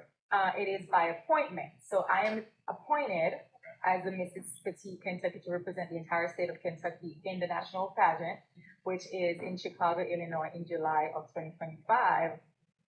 And to talk about the process, what that was like for me, right? And I love to share this because a lot of people think that when they see someone successful, Right. that they just became successful, they didn't have any obstacles, they didn't have any struggles, they didn't get delayed, denied, or anything like that. And I'm here to tell you, if you're watching, that I don't want you to be idolized by the fact that I'm crowned, because I did face obstacles with that. So about a year and a half ago, I can remember I applied for the same pageant system. I was super excited. Because it's appointments, you have to fill out this long application, answer various questions regarding what your impact is in your local community. So I thought, okay, I'm going to apply for this. I did everything. I got an email that said, the selection team, the committee, moved me on to the semifinals. And so there's a board that determines who moves on and who is appointed for each category in each state. So I got that, and I got very super excited. And then a few weeks later, to be notified that I was not selected for the title. And I didn't get discouraged. I just kept on doing what I do in my community and keep adding to that. And the opportunity came back again. I decided to reapply. And I got that email, hey, you're in the semifinal, you're a semifinalist. And I was like, yeah, I'm not going to get too excited because I've been there before. And then one day I opened my email and it says, congratulations, you are the newly appointed Mrs. Kentucky Petite USA. So, I say that to say, the process was not very easy, but they look at what you're doing. And I can say that I am doing more in my community now than I've ever done before. So, it's all about the impact you're making on the people in your community and what are you doing to make change. And so I'm so super honored to be representing the state at a national level. Um, A mouthful. so that seemed like a setback. Somebody probably would have been like, okay, hey, I'm not going to do it again, Right. Because of discouragement. So my question is, what what motivated you to be like, I'm doing it? My story is a little bit different. I grew up very poor. I grew up in a single parent home. I grew up in a third world country. A lot of people don't know that. I was born and raised in Jamaica. My mom was a single mom. She had 5 kids, and she was the breadwinner of the family. And so I had a big dream of being in the United States from I was the age of 7 or 8. And I remember the first time I went for my United States visa, you pay about 30,000 Jamaican dollars, which was at the time about 250 US dollars. A lot of people work a whole month to make that, not to mention the bills coming out of that. So imagine saving that up, that's going to take way more than a month. Right. I was 18 years old when I first applied for my United States visa. I saved my own money, but it's like a gamble. You're not going to get the money back. You can be denied, and you have to wait 6 months to reapply. And so I took all my money at 18 years old, applied for this United States visa, went to the embassy, only to be denied. So that put me in a state of depression for a while because now I don't have the money and I didn't get what I went to gamble for. Right. So had I given up then, I would not be sitting here beside you or be living in the United States today. Right. But to answer your question, I don't get discouraged because one person told me no. I've always heard there's many ways to skin a cat, and sometimes, and for me with getting the first United States visa, that meant traveling to, like Caribbean countries that did not require a visa to get some travel in my passport so that they can look back and see that I came back to my country or, whatever the reason is for denying me, thinking I was going to run off and never come back, and so there's different channels that you can take to success. And so not because somebody told you no, doesn't mean that you need to like put yourself in a hole and curl up and hug your knees. It means, what can I do differently? How can I go harder? Do I need to change some things that I'm doing to enhance what I'm trying to accomplish? Right. And so that's what I've done. I don't take no for an answer. Right. I don't. Right. So and I believe that's what motivates people, and that's what the desire is. Because out here, and we want to talk about your entrepreneur and the entrepreneur side, but I think that in order to be a successful entrepreneur, you're going to get some numbers. And you've already experienced those. So now it's like, no, it was just me. It just means I just got to work hard. Absolutely. So moving down to your, getting into the entrepreneur side, you are the co-owner of Loopy Larrys. And can you walk us through being the co-owner of Loopy Larrys? You got a cool husband. He's cool. So I want to know, walk us through that. Well, it's a long story, but we'll keep it short. I met my husband while I was working the Kevin Hart concert in Nashville at the Bridgestone Arena. I was working the VIP section and he was attending the event. He just said something silly and funny and he cracked me up and he broke the ice and we stood there talking for about 28 minutes as per his timer. And so anyway, when I met him, he already had Loopy Larrys, and they've been in business since 2019. And he had a business partner named James Tyler. And, they were still in business doing things together. And I was just, his girlfriend, who quickly became his fiance, by the way. So, and, I just kind of like supported him from behind the scenes. And, in a little thing like that, we talk about struggles that he was having with the restaurant or staffing. And so, I'll give the suggestions based on my expertise. We then planned to get married in March. He's a guy of numbers free. So we had set a date for 3/2/1/23, which would have been March 21st, 23. And 2 weeks before that, his business partner passed away. And so, even the Bible tells you there's a time and a place for everything. And so we just kind of postponed everything. And, I told myself I didn't want to even go through like a wedding. I wanted to elope initially. So we decided we were going to just do something very intimate. So when that happened, I was like, we're definitely eloping. So we got married, his business partner passed away, and that's when I kind of jumped right in to help him on the back end with the administrative stuff and, get my hands wet. And from there, we just became business partners. So, So now I'm gonna ask a question. I know this. I'm not gonna ask this question. So when you look at relationships, right? How does a woman who is dating a guy who's already got his own business able to support something that you don't really know about? Like, walk us through that stuff. You met him, y'all had great conversation. He has a business. Now it's like, okay, hey, if I'm gonna be with you, I have to support you in your endeavors. How does that work when you already got your own business? well, it's a thing called compromise. Okay. And so when I met him, he owns a restaurant, and I'll be strictly honest with everybody, like straightforward. That's not my passion. Okay. I've worked in restaurants because I was a single mom. I had to, serve. I had to work 3 jobs just to make ends meet and put myself back on my feet.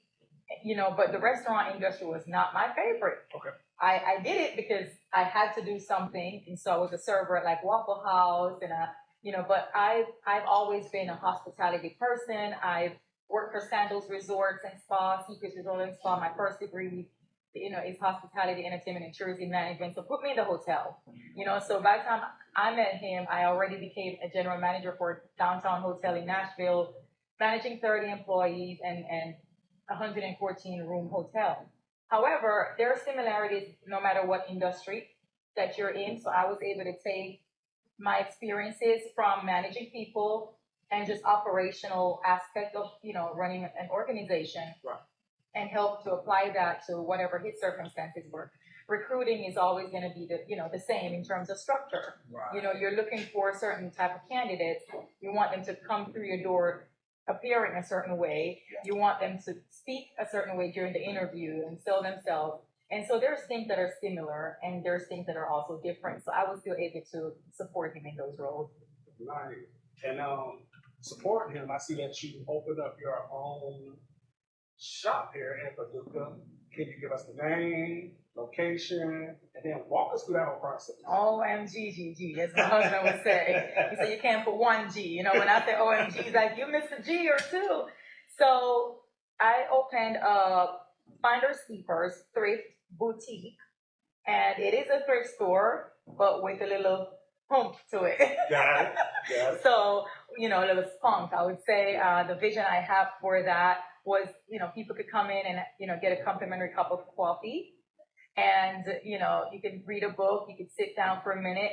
And it's so personal, it's so intimate. It's not the typical thrift shop that you're used to, where you're digging through bins and you're in this big hollow building. It's so personable. Right. I had the idea of opening a thrift store way before I met my husband. Probably like 5 years ago. I knew I wanted to open one. The time wasn't right, looking for the right location. Right. So when I moved to Paducah a year and a half ago, we have actually looked at a few spaces with the intention to either put Loopy Larrys or actually open the thrift store. And so I just kind of worked on the vision for that. And about a week before I actually opened, I found a spot and signed the lease and decided we're going in business. So I've been to the shop today. There's some nice things in there. I don't think a lot of people, like you said, it's not your typical. But there's a lot of things in there. You have that area, like you said, where people can come and get their free coffee. Now, my thing about it is, why should somebody shop with you instead of going to these thrift stores that they kind of already know about and kind of like are playing out? Oh, yeah. I have a handful of reasons and answers for that. First and foremost, because we're trendy, we're classy. You can walk in and it's a whole experience is what I say it is. Right. So everybody that walks in, whether you buy something or whether you just look around, browse around and find where we are, you're going to have an experience. You walk in, the first thing, you're smelling the aroma of the nice candle that's burning. You're hearing the jazz music right now, playing Christmas jazz. So while you're shopping, I can hear people humming and they're having a good experience. Well, we also have different things. We are the only thrift store in Paducah that allows you to donate items in exchange for in-store credit. So there are particular days for that and time slots where people can donate items. We evaluate that and say, hey, we'll give you $20 credit, in-store credit, use it the same day. they go back in the store, whether they spend 50 or 20, they can walk out with something that's at the same value at no extra cost, or they can find stuff that adds up to more and pay the difference. So, that's something like, for example, today from 9 a.m. to 12 o'clock, we did a fill a bag.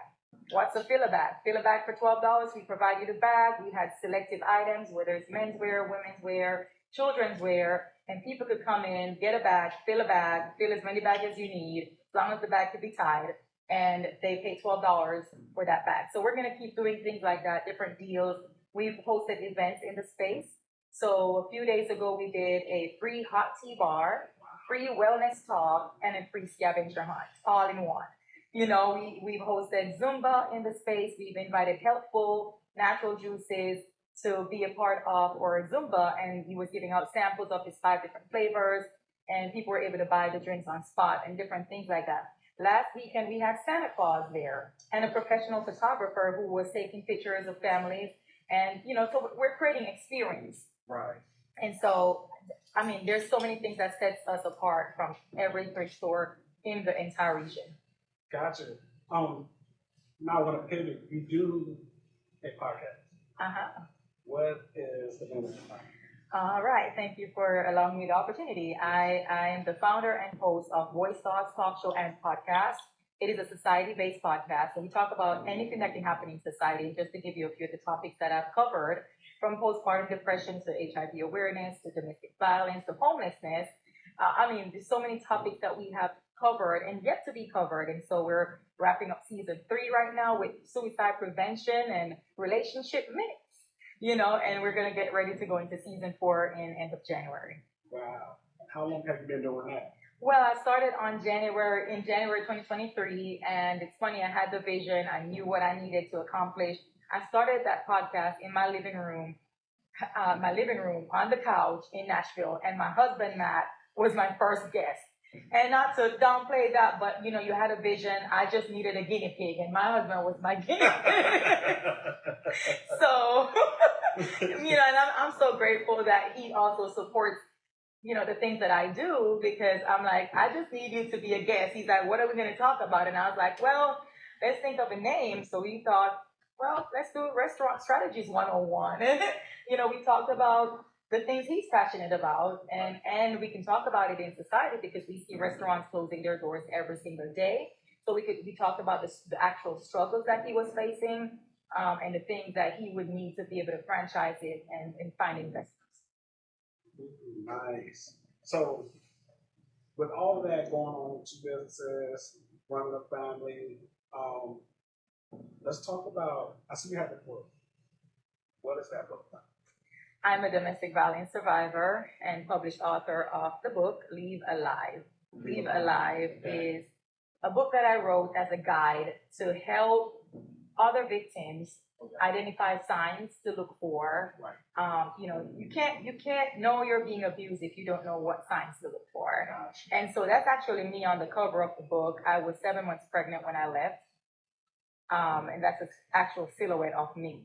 And I know God gave me the name of this book, Leave Alive. I don't have to tell you a summary. Once you hear that, it's like a statement. Right. And so I've been sharing my story, not as a victim, but as a victor. Right. Helping other people to overcome or identify, and to even afterwards, how do you rebuild yourself, rebuild your confidence, your self-esteem? How do you raise your children? And helping them to be able to identify that even with their little friends in school. Right. How do you train them to become warriors? How do you train them to identify things that no longer serve them? How do you train them to walk away from those things as well? And so it's a book that encompasses all of that in here. And in the very back of the book, I have a letter to my daughter. So basically she takes the book up sometimes. And when I wrote this book, she was a baby. And now I watch her taking up that book and reading from time to time, Dear Sahila, you are loved, you're valued, you're worth more than, whatever. Don't let nobody tell you this or that, and stuff like that. And so so no matter what, she always has that letter from me that she can go back to on days when she may feel low. It may be 30 years from now, it may be 15 years from now. If I'm not around, she's got something that she can hold on to physically. So is that book sold in stores, or where is that book at where Yeah, Maybe somebody's absolutely. watching who's Yeah, going through it. absolutely. So if you reach out to me, I can personally sign and mail you a copy, and you can work out the details of Zelle, Cash App, Venmo, all of that. It is physically available for sale inside Finders Keepers. So if you are local to Paducah, you can come into Finders Keepers, 2761 West Park Drive, Paducah, Kentucky, and you can purchase your copy there. And so we've been selling way more copies since I opened in the past 2 weeks, because people come in and they're getting an experience with getting to know me as a person. I'm getting to know them as a customer and sharing the story. And I mean, I've sold more books in the last 2 weeks than I sold in the last 2 months. And so it's also available on Amazon. So you can just look it up. Leave Alive, Danette Mahabir is what the title and the author is at the time. I wasn't married yet. So it's just my maiden name there, and it's available and will be shipped to them accordingly. Okay, and as we kind of start winding down on this podcast, my question is, where can people find you on social media? Y'all can find me everywhere. Call me the social media guru, they say. So Danette Mahabir Turner is my public figure page. You can find me on YouTube. You can find the talk show, the Voice Thoughts Talk Show and Podcast. We have a Facebook page, a Facebook group, a YouTube channel, a TikTok, and Instagram. You can find us on iHeartRadio, Amazon Music, Apple Music, Spotify. Again, you can find the book. We also have a Facebook and an Instagram for the book. So it's called Leave Alive Today. You can find that as well. All right, and my last thing before I let you go is when it comes to domestic violence, right? You have to first off, like you said, you got to know that you, right? But when you look at domestic violence, how prevalent is it with adults? We know it's with kids, but how do we know it's with adults? Like as a Oh yes, a lot of people don't understand. Like men endure domestic violence not as equally as women. 1 in every 3 women experience domestic violence. 1 in every 4 or 5 men will experience domestic violence. And there are a lot of statistics out there that you can get online and read about that will tell you per minute. And if you do the math, you're looking at millions of people daily. For the annual, that's enduring some form of domestic violence. And when people hear about domestic violence, they immediately think physical. But a lot of people don't understand, and they're not aware that domestic violence comes in different forms. You could be verbally abused, you could be sexually abused, you could be psychologically, emotionally abused. It's not just physical. So the book explains all of that and identify, and every chapter ends with a Bible scripture. That is for that particular topic. So, because God inspired me to write that book, and He has brought me through what I experienced, and so that I can be the resilient woman I am today, share my story, and be an advocate for domestic violence. And I will also let you go after this one right here. This question right here. I talked to your husband about Loopy Larrys, but I gotta ask you, what is the future for the restaurant? The future for the thrift store is identical to the future for Loopy Larrys, and so we actually joked around about it, but it's not really a joke. 2 days ago, we're like, what if every time we open a Loopy Larrys, we open a Finders Keepers, and like let's say we go to Mayfield, right, where there's a Finders Keepers, there's a Loopy Larrys, and if we did that, I think that would be a good idea. Like, anywhere you find, Finders Keepers, you find a Loopy Larrys, so we might be onto something. Oh, yeah. And we're also looking to franchise it. Again, make your money make sense for you, make your money make money for you. So franchising Finders Keepers, franchising Loopy Larrys, opening a second location and a third and a fourth, and growing organically is what we're aiming to do. Oh, my. Well, it was nice and a pleasure of having you here. Hope to do more podcasts with you in the future. Don't want this to be the last one. Oh, no, and thank you for coming all the way to Paducah, Kentucky. Definitely. And joining us here. We appreciate you. Thank you so much. Thank you. All right. Everybody make sure, again, y'all go follow Loopy Larrys on social media. All these great people that I've had on today, make sure y'all go and follow them all those major social media podcasting platforms. Make sure y'all go, again, and go to Loopy Larrys on Facebook and subscribe there as well. I'm going to have the next guest, Miss 8th of August, Sohelia London, 8 years old, Paducah's youngest entrepreneur. Y'all help me welcome Paducah's youngest entrepreneur to the stage. So, my first question for you is, how does it feel to be 8 years old? I mean, I feel like I'm older. You feel like you're older? People think I'm like 14 sometimes. I don't know why. Is that because you're an entrepreneur? No, it's probably because I'm just taller than I look. Oh, so what is Miss 8th of August? What's that? It's the pageant where you enter and it's like competing against other people like a regular pageant, but in the one I did, it was like different because babies were going against like two older kids, and I mean I don't think it was like at the point where they had it like, I'm not saying it wasn't fair, but like they're like having all these babies against me and this other boy named Andrew, and I'm like, They're like little babies or like, really like, wow. So they want to get y'all, they want to win. but you won't. Yes. Okay. So how did you feel to win? So 'Cause good. you went early in your life. You went early at young age. I mean, I started modeling at 4, Okay. so I mean, it was like just different for me to just like feel the experience of like actually winning all these different pageants and being Miss Ava Bloggers or Miss this. It doesn't really matter. I'm just happy to be in the community.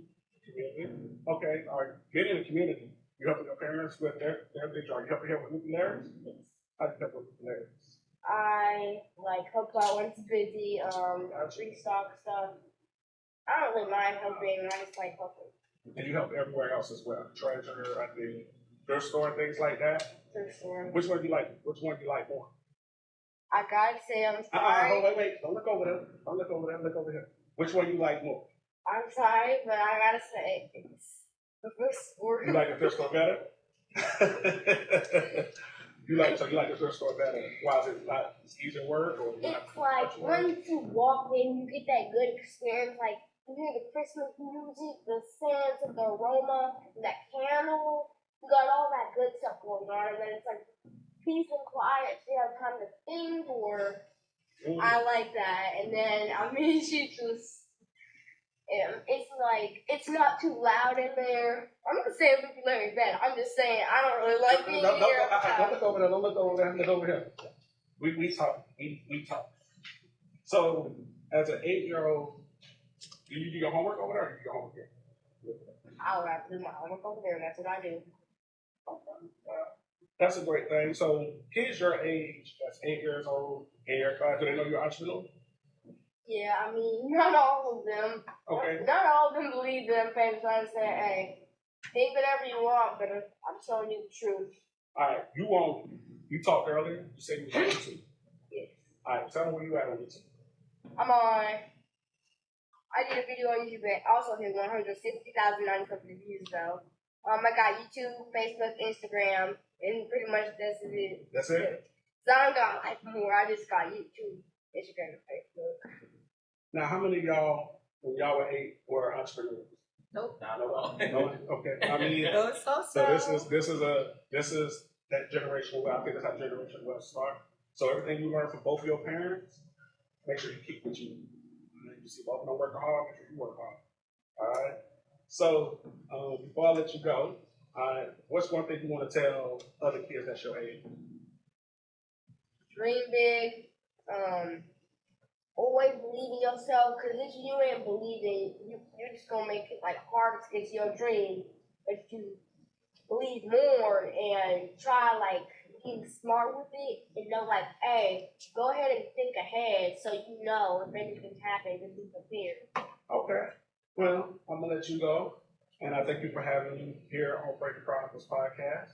And we're going to get into the next guest. So, again, make sure y'all go and follow Loopy Larrys on Facebook.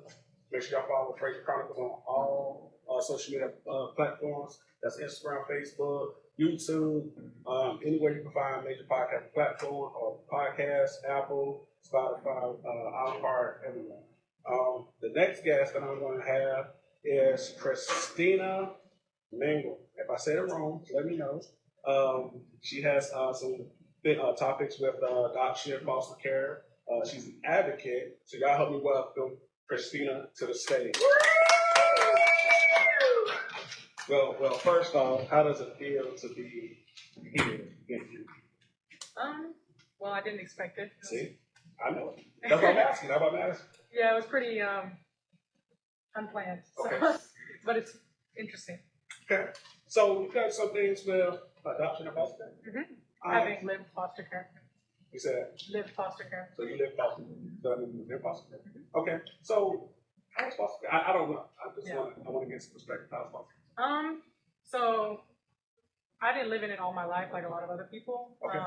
So when I was younger, I always thought of it as just like what they always perceive of like you go out and find an unhappy family and stuff.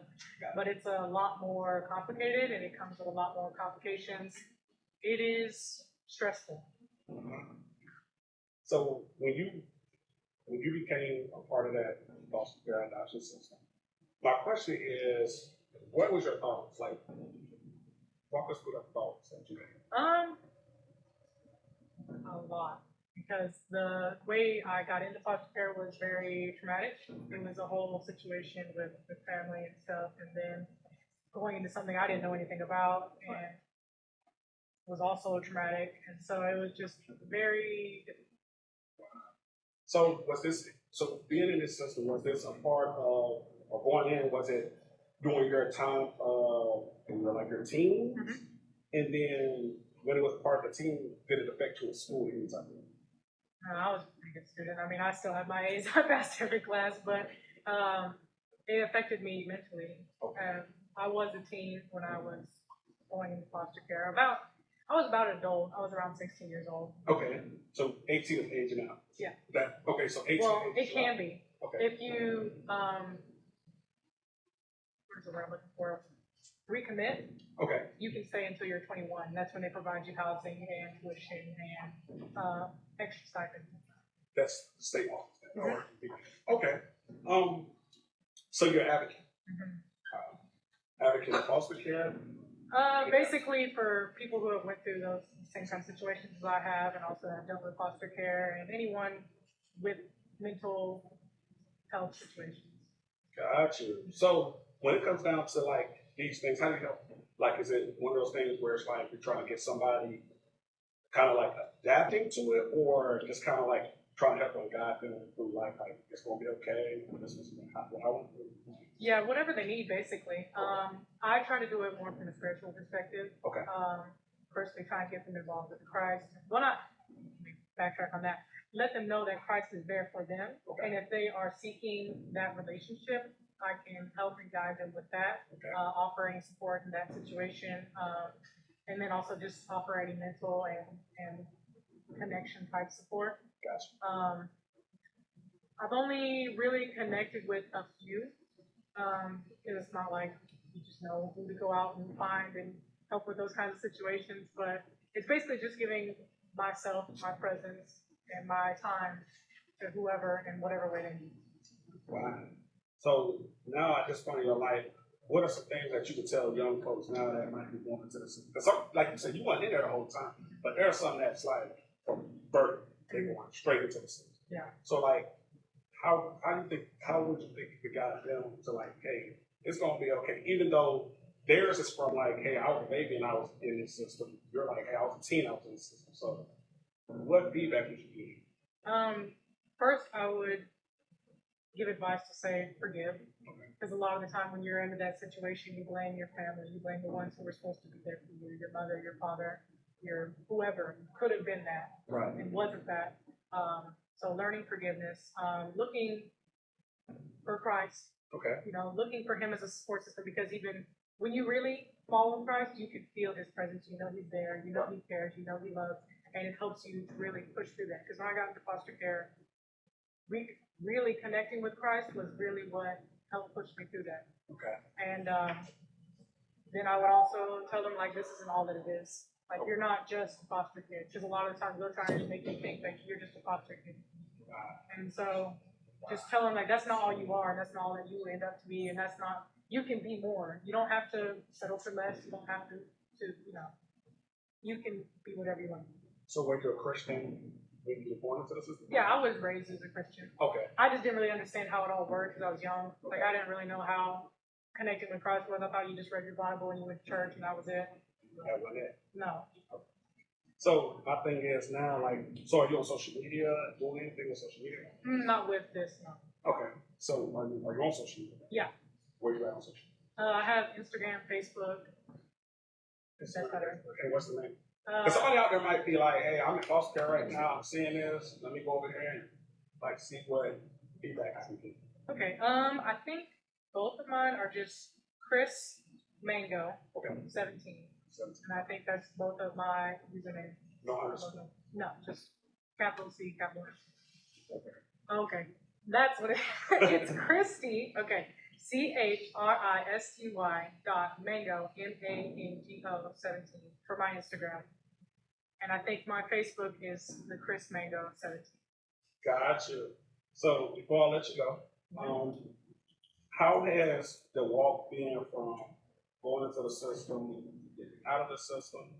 Like, how is that? Hard. All of it's hard, but going into it, it was basically like a truck. Like you were just hit by a truck because you didn't know what when you're put into the system, like out of the blue, not from birth, they don't tell you anything. Doesn't matter how old you are, they won't tell you where you're going, they won't tell you how far it is. And if you don't know the city, you won't know where you're at because I was more sheltered. I lived in Mayfield and I didn't know any of the other cities other than Paducah and Mayfield. So I went out to Hickman, never heard of Hickman, never heard of Henderson, never heard of all these other cities that they had sent me to. Didn't know how far it was and couldn't communicate with anyone I knew. So it's literally like a truck, emotionally, physically, geographically, and that's how you start out. And then going through it can also be like a truck because you're with these random people you don't know, and they expect you to be a certain way and act a certain way and eat a certain way and talk a certain way, and if you don't, then you move. So when you say you move, they make a call and you move, or is it like? Yeah, they basically call your social worker and you're probably gone within the next few hours. And you're not even informed anything of it until the social worker is there and you're shipped off. Yeah. So has that happened? Yeah, I had to move to 3 different homes in the span of like 3 months. Because you didn't like fit to their mold. Yeah. What's fit to their mold? So like you could be in a house that's like, is it like we're a white family or we're a black family? So the first one, I was in foster care with my sister. My sister is gay. Okay. The first one was a white household with 2 kids, and they were a pastor's family. They didn't like that she was gay. They knew that she was gay, but they thought they could mold her into straight. And when that didn't happen, they got rid of both of us. Second home was Puerto Ricans from Puerto Rico. They were more relaxed, but they were one of them corrupt families. Okay. They had a lot of stuff they shouldn't have of foster units and stuff, and we had to leave them about a month after. And then the third home was where we settled at, which is a black family. I was more used to a black household. There was still a lot of disconnect because they were also a pastor's house, but they wanted me to act a certain way and dress a certain way, and I wasn't used to that style, and they also wanted me to see them as the mother and the father of the household, and I was obviously not going to accept that as a 16-year-old who had what I would consider a mother and a father. Right. So that's kind of how the family situations are. You sometimes stick, and sometimes they're good, and sometimes they're not. So going to the part where so the third family stable, and you got leave. So how is that like? So like when the age out period comes, okay, hey, you're 18 or you graduated, and then it's like, okay, bye, or is it like, hey, you got 30 days?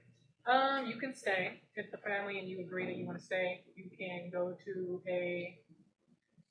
an organization that works with aged out youths, which is where you recommit.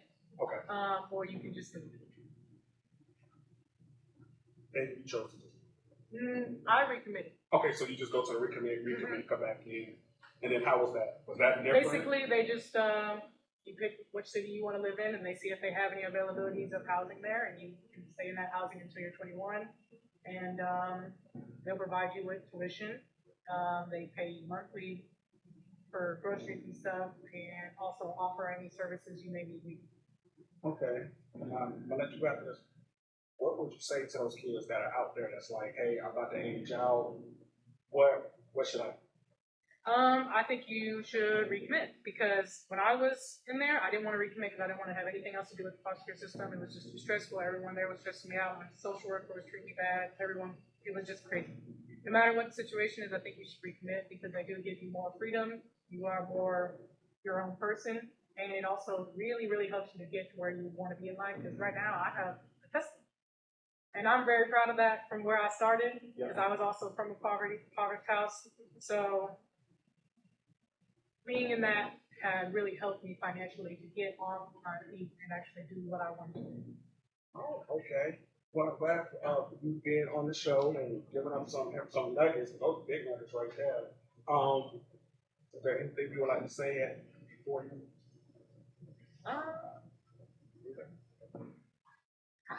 Stay in the fight. Yeah, stay in the fight and give it to God. Gotcha. He'll make it work. Cool. All right, that's my time with Christina and basically kind of running out of time. I think I got about 3 minutes, 3 minutes left. My question is, does anybody have any questions for me as the podcast host? Any questions? Yeah, where do you think you're going from here? Like, what's your 5-year plan for the podcast? So honestly, my 5-year podcasting plan is to actually go and do a lot of different events on stage, dealing with one of the things I've been drawing up is a mental health, and that's just like one event, then doing a business one, and kind of just like doing different things because there's different things for different people. I wouldn't want to have a business, mental health all in one setting, just because some people are like, I'm not here for this, or hey, I'm not here for mental health, I'm here for the business.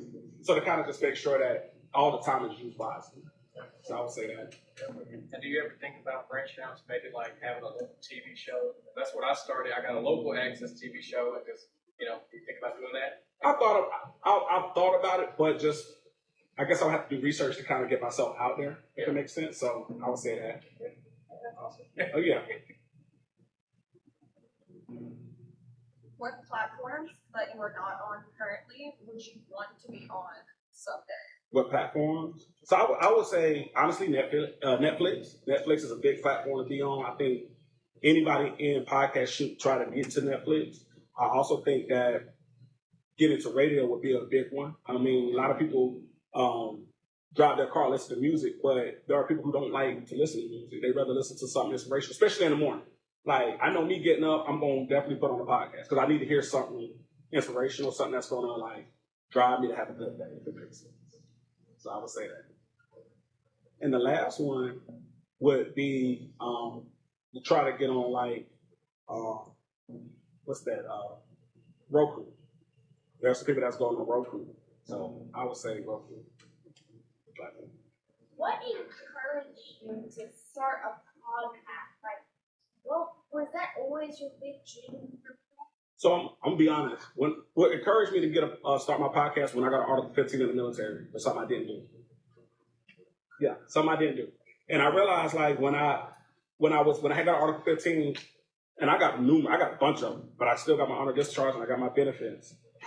Yeah. So yeah. Yeah. But anyway, Same. but I got an Article 15. Didn't have nobody really to support, back me up, or whatnot. And I was a young soldier in. I was following the military, progressing. And then when I got kind of like that hit that like people can lie on me, if it makes sense, and then basically get away with it, that's when I was like, yeah, I want to be able to get on a platform and be able to talk because everybody needs a voice. Just because somebody says something don't make that right. You know what I'm saying? And that's how I live my life. Just because somebody might tell me somebody a robber, I don't know you as a robber. They might do. I don't know you as a robber. You have to prove that to me, right? So I got to give you the respect and say, okay, that's what they say, but you might be a changed person. And then at the same time, I used to work in a prison too. So I understand the whole aspect of you got to prove yourself. Like, even though you proved yourself once, you got to prove yourself all over. So that's what really drove me to podcast. Hey, so we did a few things this afternoon. On your next trip back to Paducah, what would you like to do that we didn't do today? My next trip back to Paducah, what we didn't do, I would say my next trip would be to probably maximize the city. You know, get out there and really like push FrazierChronicles. One, because like I said, I'm trying to move in different direction, but then at the same time come back and collab with a lot of different people. I think collaboration was something that they talked about earlier in the other panel and things like that before we came over here, and they were talking about that collaboration. I believe collaboration is the new thing. If you're not collaborating, you messing yourself up because everybody collaborating, they're 20 steps ahead. If you don't collaborate, you putting yourself 20 years behind because people are not going to let you come on once they start moving up. They're setback. I know somebody that's got some ties to the city. Might be able to get us in Brooks Stadium. Oh yeah, and I definitely would like to get in the Brooks Stadium. I've been to all types of stadiums, and I'm really about like getting into like those places. Would you be open to, as I've watched a few of your videos and your podcast, and you're very funny, like the one you talk about with Thanksgiving and going over to your family's house and, you know, explaining all the different characters that you're going to experience when you go, you know, for Thanksgiving. Oh, yeah. I thought it was hilarious. Oh, yeah. So with that said, I know you're a podcaster. Are you also open to, some stand-up comedy and different things like that? Oh, yeah, I'm open to it. I actually did improv. A lot of people, let me put it like this. I'm funny to all my friends. Like, for real, I'm a jokester. I love to joke. I love to have fun. But I don't know, like, I feel like, I used to feel till I did improv. Improv really took me out my shit. Because, like, improv was like, you had to do things, and you couldn't be wrong. And when I felt like you couldn't be wrong, I was like, oh, this level playing field is dope, because I can't be wrong. So I would say, yeah, comedy, and I'm going to make people laugh. Over with.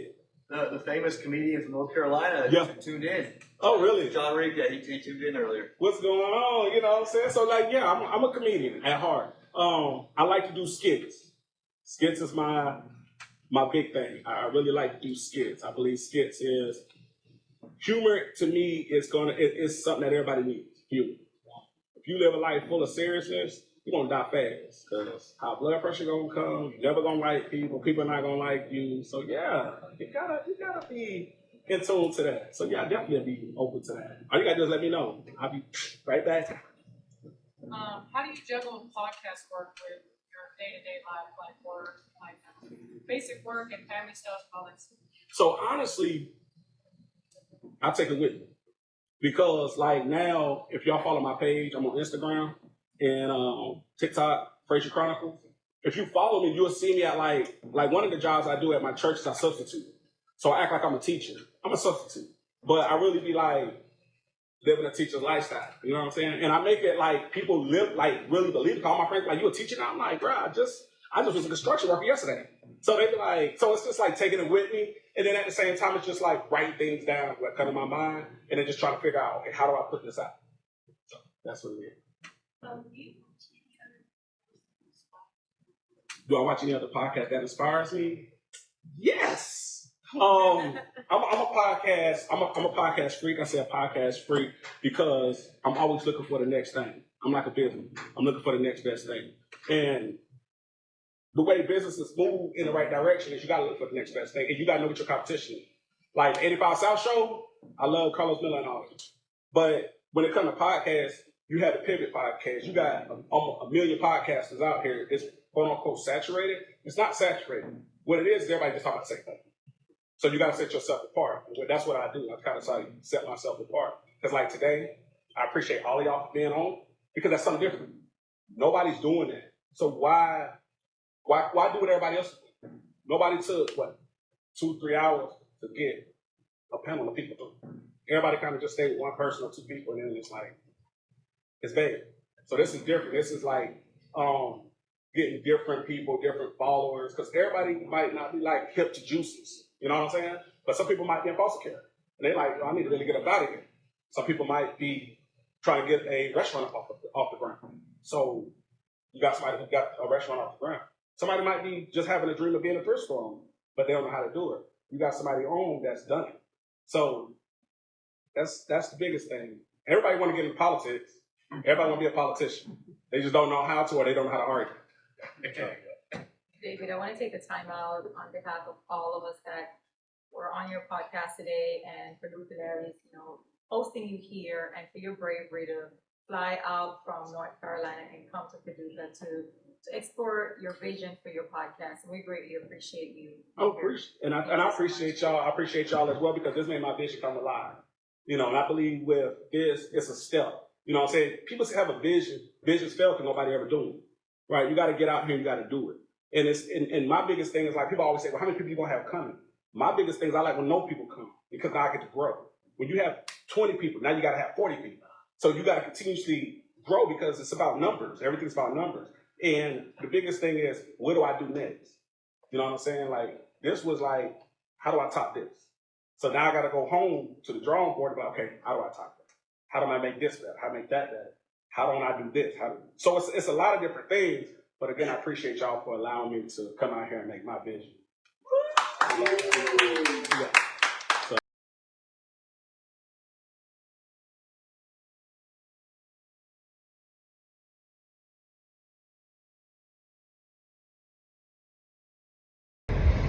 What's up, y'all? It's over. We did it. We came, saw, did it. Hey, I'm not disappointed in it at all. I'm happy. My vision was on display tonight. I appreciate everybody who had a hand in it. Trust me, this is just the beginning. It's only gonna get bigger from here.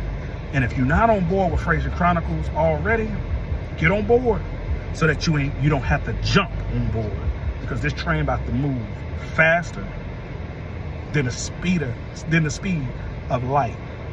FrazierChronicles is moving on up. Again, to everybody that had a hand in this, Loopy Larrys,